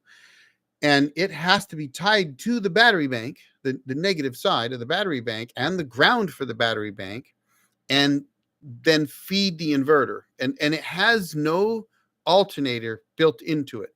So it doesn't charge its own battery up. It gets its battery charging from your off-grid power system. Well, it didn't draw enough wattage to kick that inverter on when it was in that, sleep mode, so my battery would die because it just wouldn't, when it came on, it would charge the battery. But in the wintertime, that battery would die. I'd have to go out and jump the battery. So I quit doing that. So again, back to multiple inverters. I actually thought about putting in like a 500 watt pure sine wave inverter to run off the batteries just to run the charger on that generator. And I balanced that out with putting in a knife switch. So if you've watched my videos where I go out and I pop the knife switch on the battery, the knife switch cost me about $25 or less. Maybe it was 10 or 15 bucks. It's cheap. That was a lot cheaper solution for me, was just to go disconnect the battery. Problem solved. I didn't have a dead battery anymore. So I didn't really need to do that, but I can see how you might do that under certain circumstances. I think that's more a thing for someone that's running an entire house, right? Like if you're running a big house where maybe you've got stuff that's going to draw heavier loads, like a microwave or like an oven, maybe you need some 240 volt, right? You can take a lot of these inverters, you can actually combine them to get 240 volts. And in fact, there's probably new ones out now. I'm a little outdated in my knowledge in some of these systems. I'll be honest, because I built mine a while ago. But they might even have them now that straight up. In fact, I do know they have them now that go 240 because SunGold Power has some that do. So in that case, you might want to have a 240 volt and a 120 volt, or you might even want to have 2 120 volts, but it could run off the same battery bank. You don't need to have 2 separate battery banks. They could run off the same battery bank as long as it's sized appropriately. And whether you have 2 battery banks, that would be a whole nother discussion, I think. But I mean, multiple arrays, yes. Multiple charge controllers, yes. And multiple inverters would be, as I just said, it would just be dependent on what you're trying to do. Would you have completely separate systems where you have an array, charge controller, batteries, and inverter? You could, but you're getting into an area that goes beyond the small cabin in the woods environment. So yeah, you could do that, but it's not really my area. I'm really more the guy that's going to build a 12 by 24 cabin in the woods and power it with, a couple thousand watts of solar, maybe 3, and enough battery power to last a week. And, if necessary, run that refrigerator that I didn't see anybody answer down below yet. Interested in getting the spreadsheet. Okay. Now also curious about the propane refrigerator question. Also, when temps get below minus 40, you run into problems. You do on lead acid. Let me back up for you here. Panels. Propane is a source you need to bring in. You're very, very, very close. But yes, minus 40 can be a real issue with propane. You do need to bring it in. So let's think about this, guys. Let's see if someone can pick up on this. I'm an old jarhead. Jarheads are kind of like Boy Scouts. I have a cabin in the woods. I like EMP shield. That might be a hint there. Let's see. Victron Phoenix inverters have eco mode. Yeah, and that's probably the same as the mode I'm talking about on both the AIMS and the SunGold powered, which is, I don't know if they're made in the same factory, but they almost look identical. But it's like an eco mode. It sips the power when you do that. The problem is that this, they have to pull, I want to say it was 10 watts. It was either, I think it's 10 watts. They've got to see at least a 10-watt draw to kick that inverter full on. And the charger for the generator, I think, was like 5 watts. And the LEDs usually are about 6 to 9 watts. And so I literally would have to flick 2 LED lights on, a kitchen light and a living room light, which in my cabin, you've seen it. That's kind of, 10 feet apart. But, I'd have to flick them both on before the lights would come on. And there's nothing more irritating than, it's in the, 4:30 in the morning, because I get up early all the time, and I'm stumbling downstairs in the dark trying to get lights on so that I can see. And you flick a light on it doesn't work, and you got to go find another light to turn on just as you can see. So I quit using that eco mode. When the zombies attack, everyone will know. Everyone knows they go after the propane delivery guy first, so no one will be able to deliver propane. You're getting close. Dave F., I'm late to joining, so you may have addressed this already, but if you were putting in your off-grid system now, would you do it differently? Yeah, I probably would a little bit. First of all, I would put in 48 volt. The one thing that I'm always debating with people is the watt hours versus amp hours debate. And a lot of guys say, you don't need to know amps and amp hours and volts. It's not true. It's totally not true. If you're building a system and you don't know what voltage you have got from your panels, and you don't know how many amps your panels are throwing out, then you got problems. And I see it all the time. How come my wires are smoking? Why am I tripping breakers and blowing fuses? Well, how many amps are you getting out of those solar panels you put in? So first of all, from a voltage standpoint, higher volts means less loss over distance. So when you're building an off-grid or any solar-powered system, you need to know how far your solar panels are going to be from the charge controller, and how far the charge controller is going to be from the main disconnect, which theoretically is going to be where the batteries are. And the reason for that is something that in some worlds, the IT world, is often referred to insertion loss, or in a solar world is referred to as voltage drop or voltage loss. And I talked about it a little bit in one of my videos recently, but in short, voltage is like a big tank you've got. It's all kinds of extra capacity, right? It's like the big water tank. The more voltage you have, the more, think of it this way in lay terms, the more power you have to push the amps down the line. But if you don't have a lot of voltage and you've got a long line, say more than 50 feet, and you're running 12 volts, well, 50 feet over 12 volts over 50 feet on 10 gauge wire will have a 3% voltage drop. So if you could just go to 24 volts, you're not going to have that problem. You're not losing some of that power that you can be producing. You could go with bigger conductors, but that's expensive, right? So number one, higher voltage generally means less voltage drop and lower amperage. So if you think about it, 3 of my 11.27 amp solar panels in parallel puts out over 30 amps. Now, you can do 30 amps on 10 gauge over short runs, but 50 feet might be pushing it.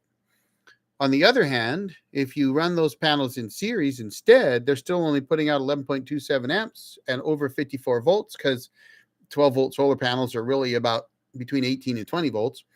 And you have no voltage drop, and your amperage is so low, you're not going to burn any wires out or blow your fuses or your breakers. And the distance is not really relevant. It's you could go 100 feet. You wouldn't have to worry about it. Well, I don't know about 100 feet, but I'd have to go look it up with a calculator. But so I would do 48 volts right off the bat. I would probably put 3 48-volt panels in on the ground, the highest watt panels I could get. So if I could get 500-watt 48-volt panels, I'd put them in on the ground. Now, that would mean I'd have to get a new charge controller because my charge controllers can't handle that voltage. They top out around 90 to 100 volts. So I'd need one that could handle, 300 or something like that. You always want to go way over if you can. I'm kind of a proponent that if you're going to build a 150-watt solar or 150-volt solar array, then put in a 300-volt capable charge controller. The other thing I would tell you is don't buy a couple panels, 2 or 3 of a size or style that you think you want to buy more of later. I made that mistake. I bought 3 panels back in the 12-volt days, 3 205-watt panels, thinking I could get maybe 3 more in a year or so. They were gone. Not happening. They were all 24 volts. Right? So buy as many panels as you want to buy early on, and they're cheap today. So if I was going to do it, I would probably get at least 3 48-volt panels, about 400 to 500 watts, whatever I could get. I'd go to Sun Elect and look it up there first. I'm not affiliated with Sun Elect, but that's where I bought my original stuff from, and I found them a really good source to look at solar panel pricing, though they no longer seem to sell individuals. Now they sell pallet loads only, but I would go look at a pallet load. I'm not really into the less expensive, trying to be nice, charge controllers and equipment. So I'm not really interested in those. I would look for Outback, Midnight Solar, Morningstar, guys that have been building charge controllers forever that have solid reputations. And I would get a charge controller that had more than enough capacity to handle what I was throwing at it. So if I'm throwing, 40 amps, I want one that can handle, twice that if I can. That's not too different than what I did, but the panels would be. I would absolutely go to 48 volts, and my whole system would be 48 volts. I'd go with 48-volt batteries, you name it, all 48. It's smaller conductors, smaller amperage. So that would be one of the things I would do different. I would not put in these new kind of hybrid systems where one charge controller you can put 2 arrays to, or you have the charge controller, the inverter, and the charger all in one unit. I wouldn't do that. I'm not a fan of those. I personally like the scalability and the redundancy of a multi-system, a multi-component system. I'm of the old stereo days. So if anybody here's old enough to remember the days of the rack stereo systems, right, where you had your cassette deck and your power amp and your preamp and your equalizer and your turntable. I like doing solar that way, again, because if one component fails, I can easily replace that one component. So to me, that's a better way to do it. I would put in a slightly better ground mount system. I designed that system with my neighbor and we built it, but I find that it's a little front heavy. And so I would probably build one that the panels would easily balance at, horizontal to the ground, just straight balance right there. And then I would put in some stabilizers so that I could adjust that panel and the wind wouldn't move it around too much. And I would probably put a tracker in if I had a good enough mount to use one, if I could afford it. You're better off putting more panels in. That's the rule of thumb. But the truth of the matter is trackers would be nice. I would put in a wind turbine. And if I could get enough water movement in my creek, I'd put micro hydro in, because I believe that solar is not the only answer. It's one answer. But again, it's just a means of charging. That's all it is. But guess what? When your panels are covered in the snow and it's dark winter and it's cloudy all the time and snowing all the time, you ain't getting a whole lot of charging and you're going to run your generator a whole lot. So a windmill, on the other hand, can work even when it's a blizzard out. In fact, it probably will produce pretty good power in the middle of a blizzard, right? So having alternate means of charging up my system, I would do that. Now, micro hydro won't work where I'm at because I don't really have enough water movement to do it. One of my neighbors put in a system. The other problem is water freezes and it gets cold up there. So probably I'd put micro hydro in if I was in a warm enough place that I didn't have to worry about, minus 30-degree weather. But, maybe down in Southern Oregon, I'd probably put micro hydro in if I could get a spring or a river or a creek or something that I could do that. And so I'd have all three. I'd have four. I'd have a generator as well. Other than that, I wouldn't really do it a whole lot different than I did. The only other thing I would do is, and this is kind of a funny one for you, I would take my time a little bit more. I'm always, I'm the brush into the burning building guy, right? So when I build things, a lot of times I worked full time and I didn't have time to get everything done. And sometimes I'd be in a mad panic, kind of like this winter. It's 29 degrees below zero, and Tim and I are trying to move my batteries into the heated room because I've got a subgrade, partially subgrade room in the back that's heated all year.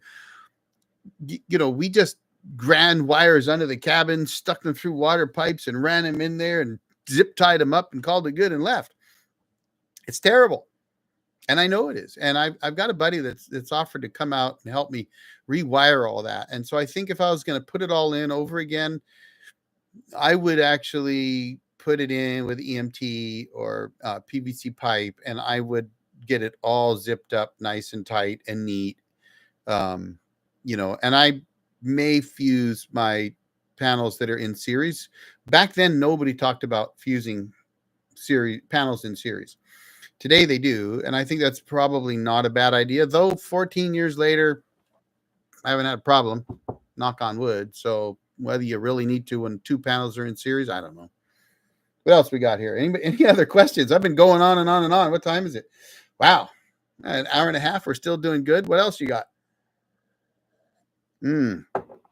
Ask away, because I am an open book, folks. So whatever you want to know, I'll answer it. You want to know something about YouTube? You want to know about life? I'm not drinking bourbon tonight, Arrowhead. Just regular, now decaffeinated Coke Zero. It's probably still just as unhealthy, but ulcers have ruined my enjoyment of bourbon on a regular basis. Great info. Do you know of any wind turbines that are actually worth the money and have a good output power? No, unfortunately, I don't. I must be in the same boat you're in. I've looked. I actually had someone offer to send me one, and I wish I'll have to think of the name because they're not sending it to me. So one of the things you have to know about me is when somebody offers to send me something, I have some stipulations that I lay on them. And one of them is I'm going to be honest. I'm going to tell you the truth. I'm not going to take an item and review it and tell you I think it's the next best thing to slice bread if I don't.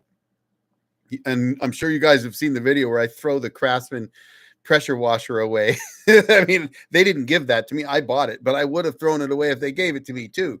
And maybe that particular one had a problem. I don't know. But I'm going to be honest. So this company, if you guys want to know, put it down below. I'm going to tell you. In fact, I'm going to go look right now. Okay, hang on there. I'm going to tell you who it is. This is going to be it.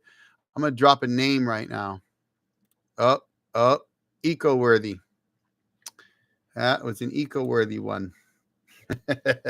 EcoWorthy offered me a wind turbine. And I said, well, what's the reliability? What do people think about it?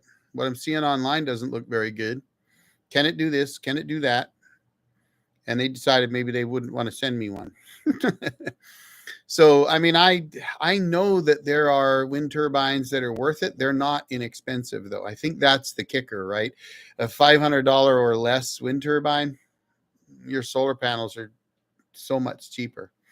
But if somebody's got a wind turbine out there that isn't, the same price as my Jeep, then I definitely look into that. I don't want one that I've got to put a pole mount that throws it 80 feet up in the air, 100 feet from my cabin. I want to put one on a pole mount above my cabin. I'm not interested in trying to, run a bloody flagpole up or anything else. And there's lots that say they can do that, but the reviews that I've read don't make me very confident that that would be a way to go. So yes, Southern Oregon would be good for micro hydro at the time. At the time of year, we don't have sun, plenty of water in the creek. Yeah, yeah. So I think you're right. And down there, I'd do it.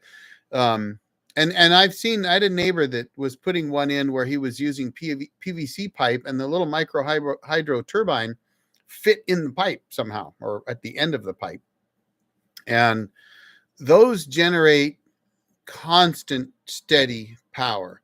So they're different than a wind turbine or solar panels in that it's constant. As long as the water's flowing, they're doing it. So you need less power from that little water turbine than you do from a windmill or from solar panels.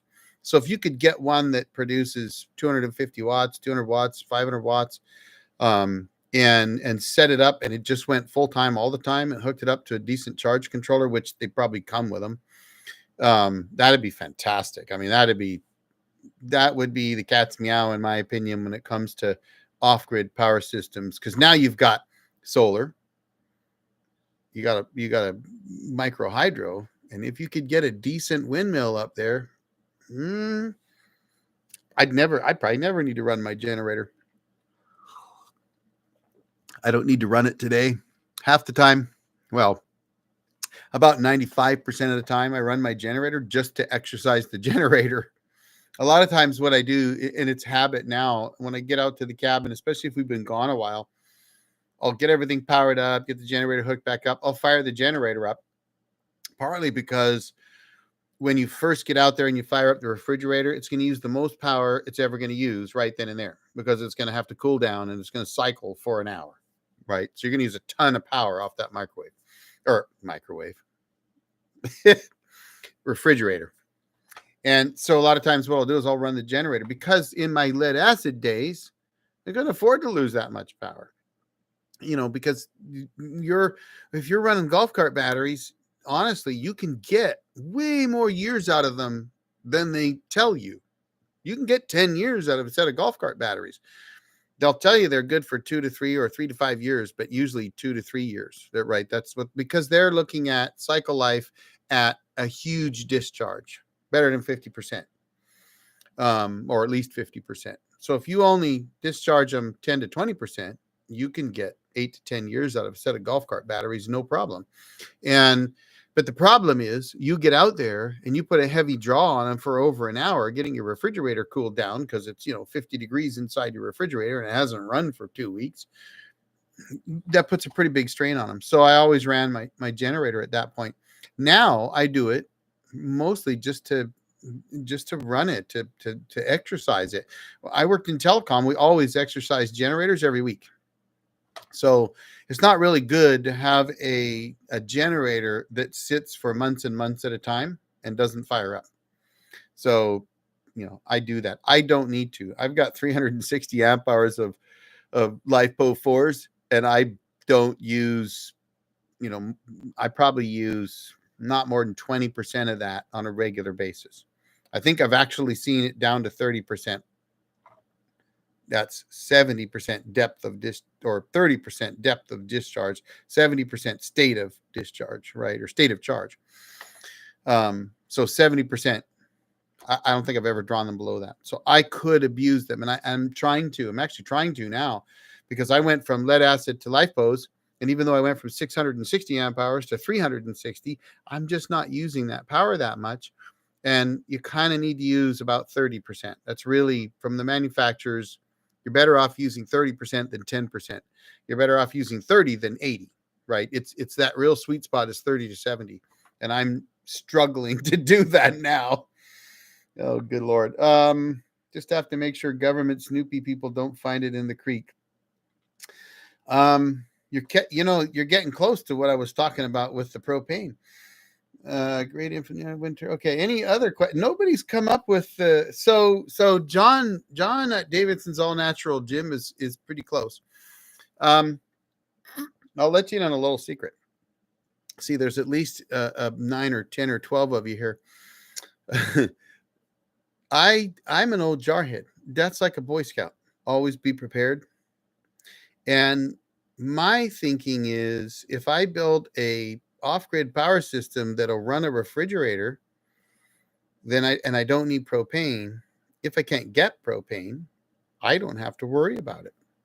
The worst thing not getting propane would do is I can't use it to heat my heated back room.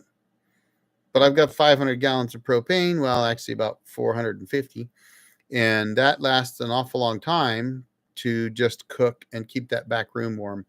So, yes, obviously, if I got to the point where I couldn't, get any propane, I'd have to switch to my wood cook stove and find another means of heating up my back room, which I've also thought about.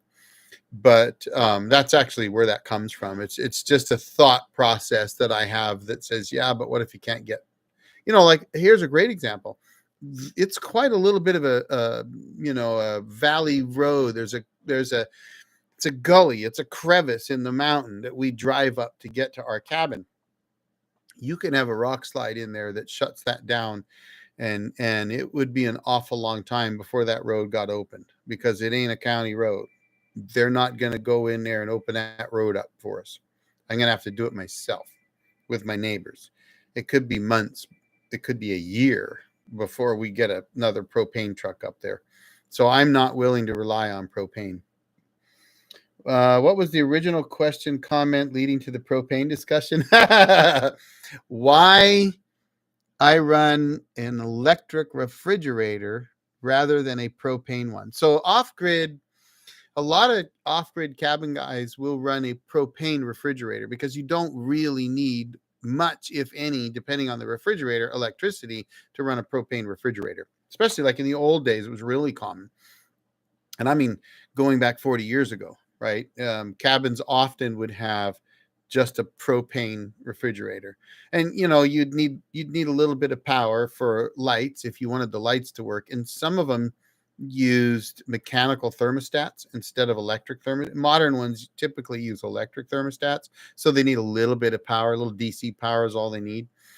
But they sip the power, but you got to have propane for them. So that's an issue. If you don't have propane, your refrigerator don't work. So the question was, why would I put in an electric refrigerator and not a propane one, considering that that's the common thing for people to do? The other thing is my refrigerator does not have a freezer.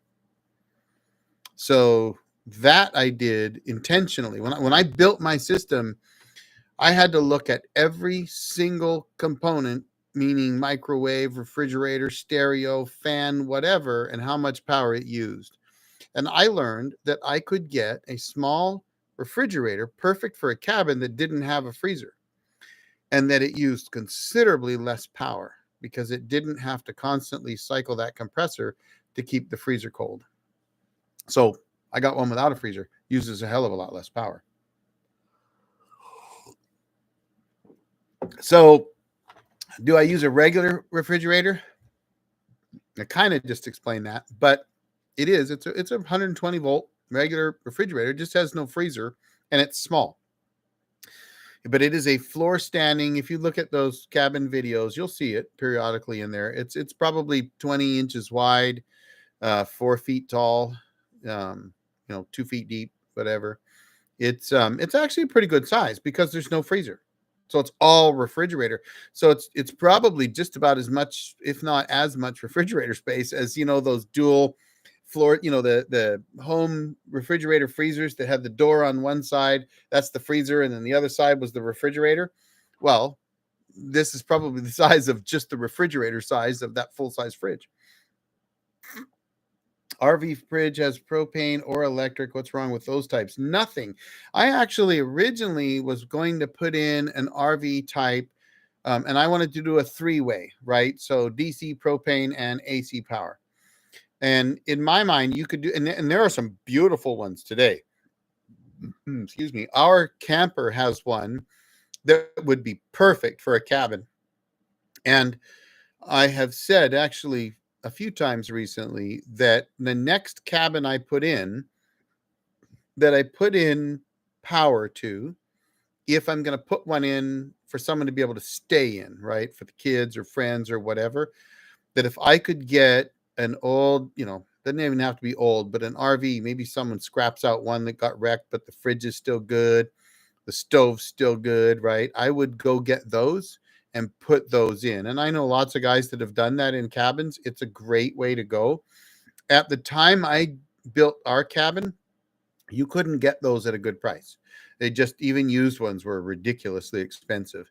And so I kind of balanced it out and I went, I can get this refrigerator really cheap. And it's lasted us since 2010. So it's 14 years old and it's been working great. And it didn't cost very much at all. I can't remember the name of it now, but it's been, 14 years. So, if your correct battery system is big enough to run your fridge without needing your generator much, I don't see why you would want a propane fridge. Yeah, why would you? Right? You wouldn't need one. And ours, I lived out there full time. Now, when I lived out there, the system wasn't as big or well built as it is today. It was the first system I built. So that one only had 615 watts of power on the solar panels, just the 3 on the ground. I had a 2,500 watt inverter that it was modified sine wave, and I switched it to a 4,000 watt inverter charger, and I ran the system to 24 volts instead of 12, just rewired the batteries. And it was okay. But I was running my generator 2 hours in the morning and 2 hours in the evening every day in the winter, not in the summer. Summer I was fine. Wintertime, every day I had to run the generator. And if I wanted to watch TV, generator had to go on. I just didn't have the capacity with those batteries to do that. Let's see. Yeah, RV absorption reefers are very inefficient on AC power. And that could be. That's good to know. I haven't really looked at that. Honestly, we run ours on AC all the time, and our 2,400 watt generator in our camper runs it and the air conditioning at the same time just fine. But from a efficiency standpoint, I would take your word for it, because when you're building an off-grid cabin, it's not like a camper, right? You're not going to go somewhere you can plug in. You don't have shore power to plug into. So you've got to do it all yourself. So if those are inefficient, I like what I'm doing. Now, is what I'm doing more efficient or less? I really couldn't tell you. I'd have to look it up. But again, I built my system to run it. And that, I think, is the most important factor. You got to choose what you're going to run and then build the system for that. And then if you look at it and you go, okay, this is too much, well, then that's where you get into, hopefully not some analysis paralysis, but you start looking at each component and saying, okay, this is really inefficient. Maybe if I spend a little more money and buy a more efficient one. So I don't know about today, but I know if you went to like Backwoods Solar, and if you guys have never been to Backwoods Solar, those guys are awesome. They're in Idaho. They're super awesome guys. You can just call them up and talk to them. You don't have to buy something from them. If you do, they keep your account on file. They know what I bought 15 years ago. And in fact, I was doing a video about 6 months ago or something. I was trying to figure something out and I couldn't remember what the heck I'd bought, because I couldn't read anything on it anymore. And they looked it up and told me what I bought. But Backwoods Solar used to have the 12 volt chest freezers. They had all kinds of stuff. And that was back still in the 12 volt days, but I'm sure there's now 48 volt versions that are super efficient. And I had a friend that bought one of those. It was a full size chest freezer. Like, this thing was probably 6 or 7 or 8 feet long, tall, deep, big freezer. And it just sipped the power, and they loved it. And they were off grid, totally off grid like me. They were about a quarter mile away from me up the hill. They love that thing. So there are companies that make really efficient off grid refrigerators, freezers, all that kind of stuff. I just couldn't afford it. And I was, I always say I was a blue collar worker, which I was, but I also worked in management. But just because I worked in management didn't mean I made a lot of money.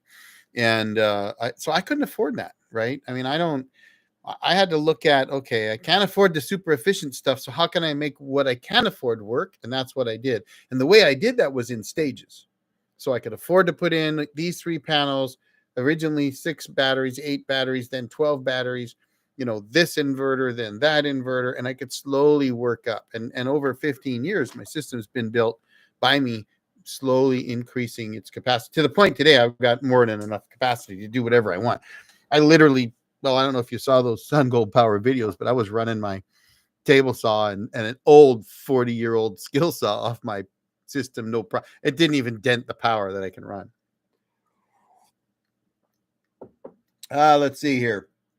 Regular meaning compressor operated, or more like an RV, but I think you're answering that now. Yeah, it's regular compressor operated. Thanks. Panels up. I know nothing about all this. Dometic brand, old motorhome refrigerator, or Winnebago brand. Yeah, I mean, I don't see why those wouldn't work, frankly, but and they might not be the most efficient, but you just got to know what they use. And let's see, I'm trying to read. There's a kind of a thing here in my way that says AC heating element in the RV fridge is between 350 and 600 watts to replace the propane fridge.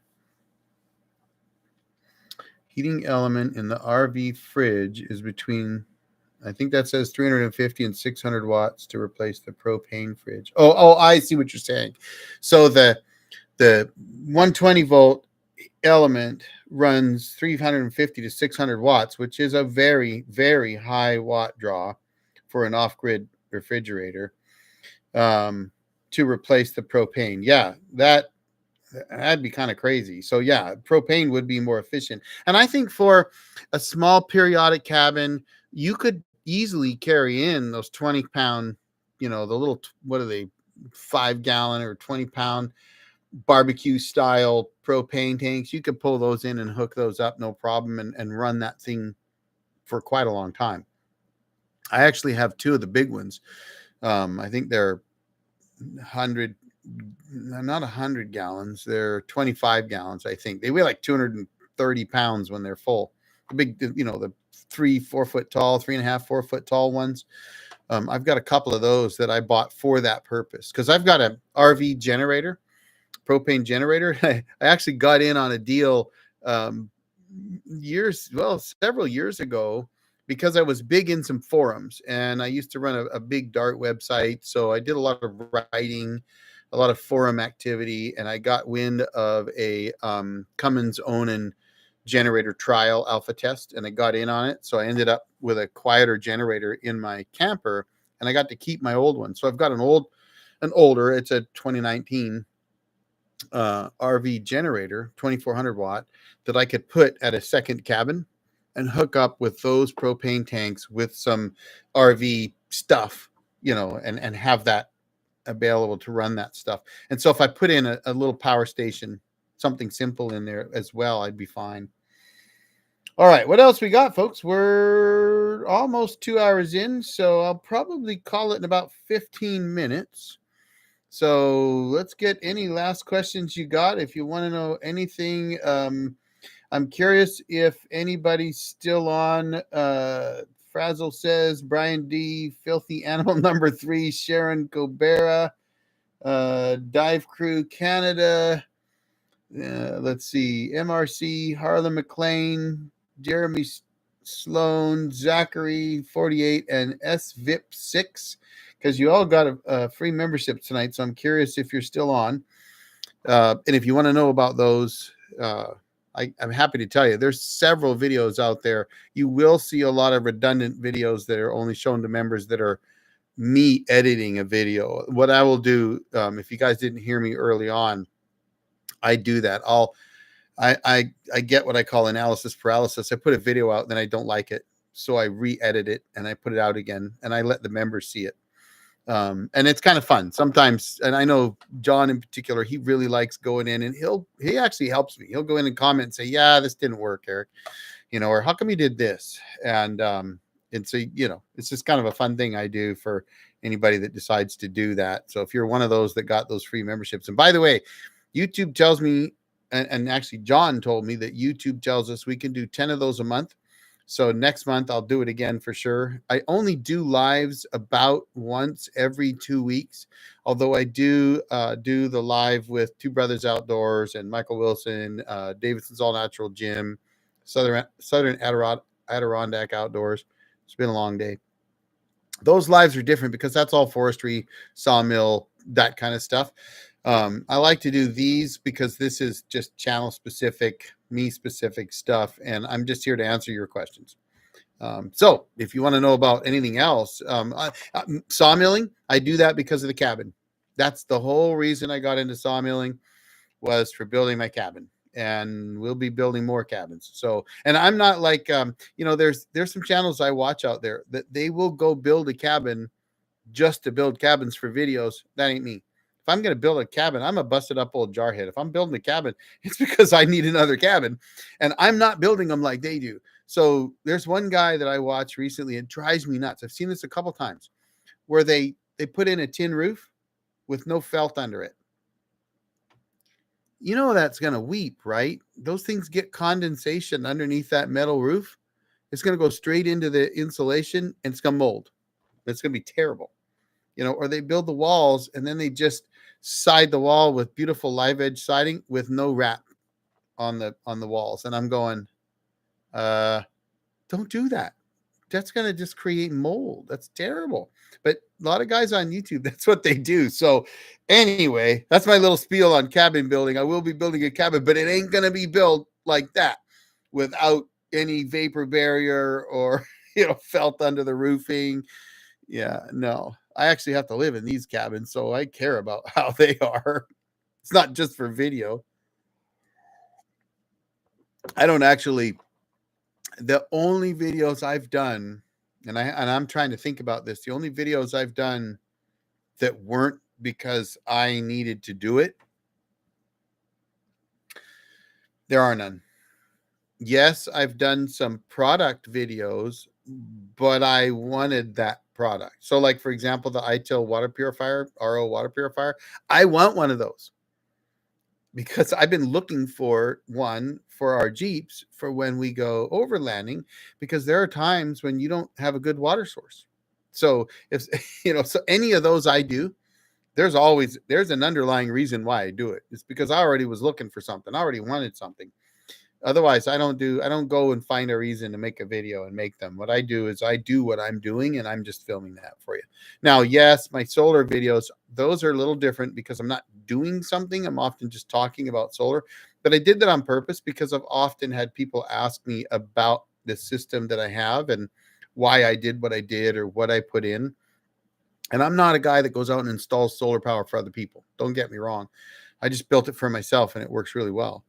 But that's why I did those videos. So, and I have more to do. I've been asked to do some other ones, and I intend to do those. And I think they're fun. I enjoy it. And especially I enjoy some of the debates. They're kind of fun. But I will tell you, some of my videos on solar are done because of what I see on that FC place. F and C. I mean, anyway, because people, they need to learn. A lot of people don't understand, right? That the common misconception is that you need to get some solar panels and you need to get an inverter and nothing. I'm not picking on you, Michael. Honestly, I've seen this 1,000 times. I swear to God, because they don't know. And I thought it's time to do some videos on how to build an off-grid power system so that people understand to look at the battery first. Now, I had a guy recently say, well, wait a minute. What about real estate? Well, still the battery first. I'm a battery first guy. And there are some guys that say, well, yeah, but the battery's going to die if you don't have solar. And I laugh and I say, that's not true. If I put in micro hydro, it might not die. If I put in a windmill or a generator, battery first, because that's the core, that's the heart of your whole system. You need that to run when the sun ain't shining. And it's the solar panels are there to charge up those batteries. That's why they're there. Now, yes, it's different. If you're going to put a grid tie system in, that's a whole different world. And it's not a world I'm into. That's totally, yes. Then you're looking at how much power can I generate to give back to the power company?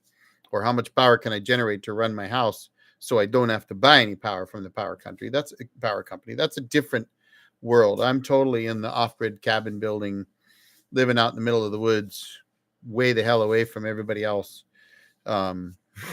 I don't like cities. Grew up in small places. We moved to Canada, and I'm not in Canada now, by the way. I'm in Washington State, but we moved to Canada in 1967 and moved to Vanderhoof, British Columbia. If you look that up, it's in the absolute middle of British Columbia, which means the middle of nowhere. And we lived on a 160-acre quarter section homestead in an A-frame turkey coop converted to a cabin with a wood cook stove and a tin wood stove on either end, and no running water. We had running water as long as you went like this, and that was outside. But the first summer, they built my dad and a friend built the kitchen over the spring that they pumped the water out of, and and I grew up in small towns, right? Born in Grants Pass, Oregon. It's not a big, even to this day. How many people are in Grants Pass, Michael? About 26,000 people. I know you're down there. That's, where I live now, it's probably 300,000, and that's way too big for me. But kids and grandkids, most of them are here, and we've been here a long time. So, but we escape to the cabin all the time. All right, we're getting there. 7 more minutes. Okay, so I don't have a time limit, by the way. I usually do about 2 hours. So any other questions? I don't want to leave anybody hanging. So any other questions from anybody about anything? I know I've answered what's my favorite bourbon in the past many times. So some of the old hats know I like Old Forester Statesman, but I'm not drinking that tonight. Just Coke, decaf Coke.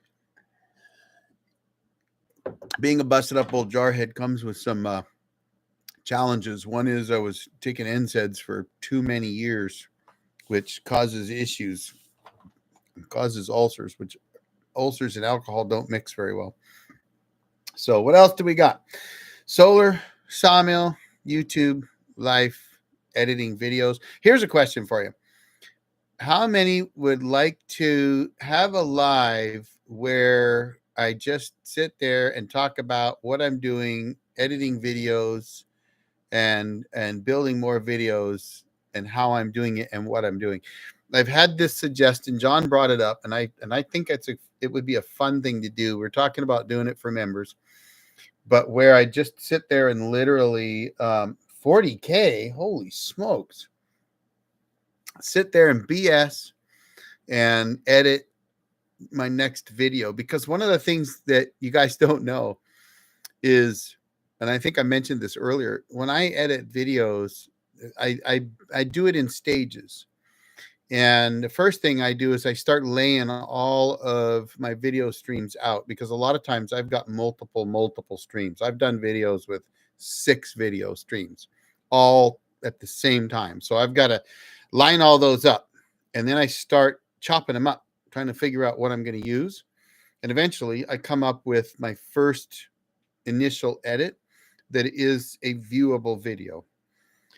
But then I go back through and I start to build all my transitions and hide the things that I want to hide because I'm what you might call a conscious streamer. You probably noticed that tonight on this video.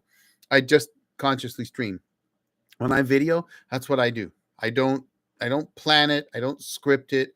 I might plan it in the sense that I'm like, I think I'm going to do a video on, wood rats at the cabin, and that's it. And I'm going to start talking about wood rats. And that means that sometimes I get off track, and I've actually thought about doing a bloopers. Michael's done many of them, and I love it when you do those, Michael. And I keep telling myself I need to do that. The problem is that after I edit the video, I often don't go back. So I guess that's something else I should ask if you guys really want to see the blooper reels, because I'm going to tell you, I make a lot of mistakes when I'm making videos. And now on sawmilling, that's different, because you can't, I often say that you can't put the log back together and put it back on the sawmill and mill it back down again if you made a mistake. So if you make a mistake, you better run with it, because you ain't got a choice. But when I'm talking to the camera and I'm trying to get a thought out, and like I said, I'm a conscious streamer, there are times when I just say the craziest things. And I literally have to repeat myself 2 or 3 times. and I know Michael does this because you've put some of those out. It's hard. It's a lot harder than a lot of people think when you start putting a camera in front of your face and trying to talk to it and explain what you're doing. You'll say things and you'll be like, what the hell did I just say? And you'll try to say it again and you'll get it all messed up. Or you'll do something like, I have a habit of saying something completely wrong. Like one video that I did recently, I was talking about my solar panels and I started saying watts instead of volts. And it was driving me nuts because I'd be like, it's a 12 watt. It's not 12 watts. Okay, let's try again. Okay, so I built this 12. It's not 12 watts. So anyway, if you want to see those, I'll try to put some of that together in the future, just for fun, because it's not all, I actually don't mind making fun of myself, because if you take yourself too seriously, life's too hard. And trust me, everything I know, I probably learned because I made a mistake somewhere along the line, including with solar power, with batteries. I fried my first set of golf cart batteries inside of 4 years. Smoked them. Drained them completely over and over again. It was crazy. My wife was not happy. You spend $1,000 on a set of batteries that should last you 8 to 10 years. And you're like, yeah, honey, I know it's only 4 years, but we need to buy 12 new batteries, which are now $1,200. It's not a fun thing to have to explain to your wife. Yeah, I forgot that heat tape that was on that sewage pipe. And I left it running and I thought that was a good idea. And the batteries went to 4 volts. It's on a 12 volt system. Not good. So, all right. Well, guys, I think we're good. We're just about at 7:30. I don't see any more questions. And 40,000, Michael, I swear to God, last time I was there, it was 26. So that wasn't that long ago. But I think we're good, folks. So I'm going to call it a night. Thanks for being here. It was a lot of fun tonight. I enjoyed all the questions. Hopefully you'll join me on the next one. Meanwhile, y'all have a great night. The old Jarhead out.